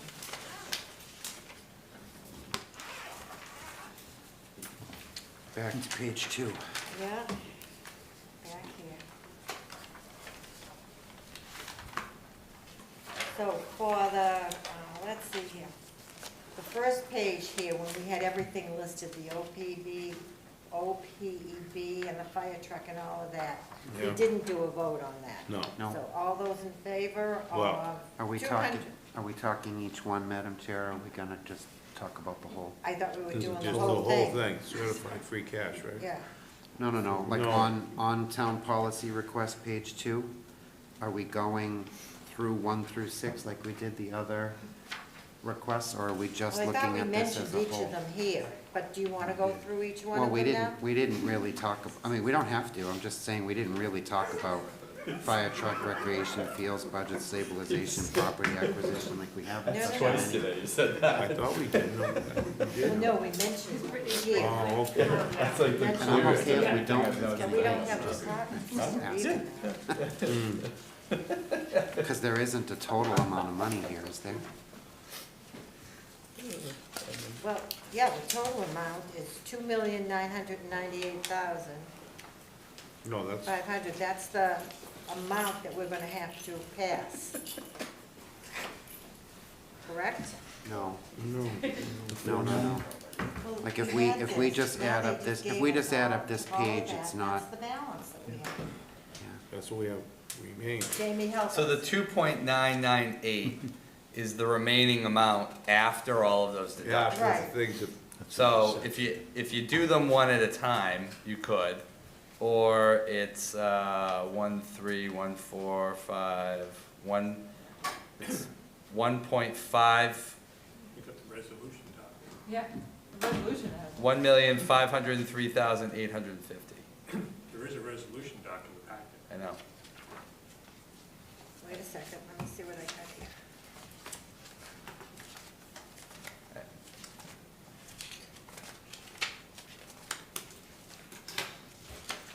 Hold on.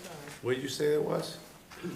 It's 1,503,850. 85, that's what I got. That's just what's on that second page. This is what I got right here, and then the remaining is the 2.99. Well then, yeah, we have. it right, here on right, this. right, yes. 150. I got one. 503, Yeah, 850. that's what, yeah, that's what I got. There is a document in our packet with it spelled out. Yeah. Can I just, while we're just on Yep, this go ahead. topic, can I just ask the question? When we talk about fire truck stabilization contribution, that's the big truck that we talked about, that we Right. ordered with the PO, that is gonna take a few years to get built, right? That's like super expensive. What's the total price of that? Well, we got lucky, if you I know, recall, it I was remember. just under 2 million. But that truck now would probably be 3.3 million. Right, but we've only put We'll use aside, ambulance fees. We'll use ambulance It says receipt. in the resolution that you approved 2 years ago, the funding will be stabilization. He's saying that we're not putting enough money away to get to the next truck. Well, well, I'm just asking the question, Right. because if it's a $2 million truck, and we've got 231,000, and I seem to recall the company said it was gonna take 3 years to get to us, which means we're getting it next year, Well, right? That's just a big gap, that's all. it is a big gap, but also that was a time in our life I really hope we don't revisit, where I'm hoping the world assembly lines are back on track. Remember, that was pretty unique from the assembly line perspective. The supply chain problems, the labor issues, it was COVID. Right, but we're gonna, but Jamie, if we're gonna, assuming that the company calls and says, Town of Franklin, your truck is ready. Right. They're gonna wanna get paid. Oh, no, we already have the money for that. Put that money. Oh, we borrowed we already borrowed the funds 3 years ago for that truck.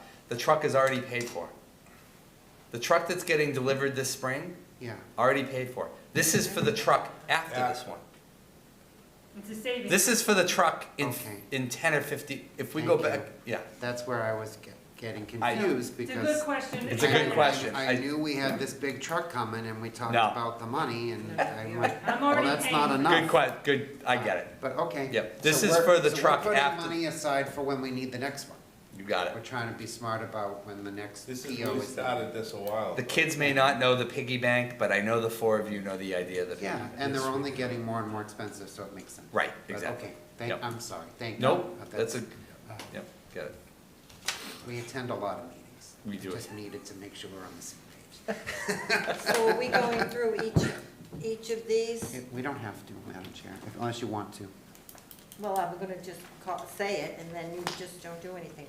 Oh, OPED contribution, 53,850. Comments? It's fine. Fire truck, we just did that. Mhm. Recreation fields, stabilization, 150,000. Question? No, we started that a while ago for all the All the high school High fields and stuff like and that. Beaver Street. Mhm. Budget stabilization account, 1 million. Mhm. Question? No. No. Property acquisition, 200,000. Mm. And open space stabilization, 0. So these are all okay. And that totals, what did we say, 1,503,850. 850. Okay, so I guess what I'm going to do is just- make a motion to accept this. All right, motion to accept the 1,503,850. Second. Second. And we discussed it, so all in favor? Aye. Opposed? Okay. Now we have to do, Jamie, we have to do this separately. What? Nope, you just did them. That's all this. That's what you just So did. that's the only vote we need. Right. That was the only one left. I think so. Okay, okay. Let's go. And why do we have Lynn Jones's name here for resolution? As a town council, Because the- this is also gonna go before town council. Yeah. It has to go in front of town council. Yeah, but I was just surprised to see his name here, He's the town clerk. He's because the it town said clerk. 25. It's just a draft, it was, Five for the okay. resolution. Yeah, it's okay. He can't sign anything yet, 'cause No. we haven't voted as a council yet. They've already yes, it put is, it yeah. on. No, you- Well, that's the resolution, we just have Right. to pass it. It's okay. But that's why I questioned it. Okay, I think that's everything then? Yeah, I A just called motion it. to adjourn. So moved. Second. Second. I just called in sick again. You must have so many days in Oh. that anyway, right? Yeah, I get it. All in And every favor, one of your aye. employees said thank God. Call it. just called it sick.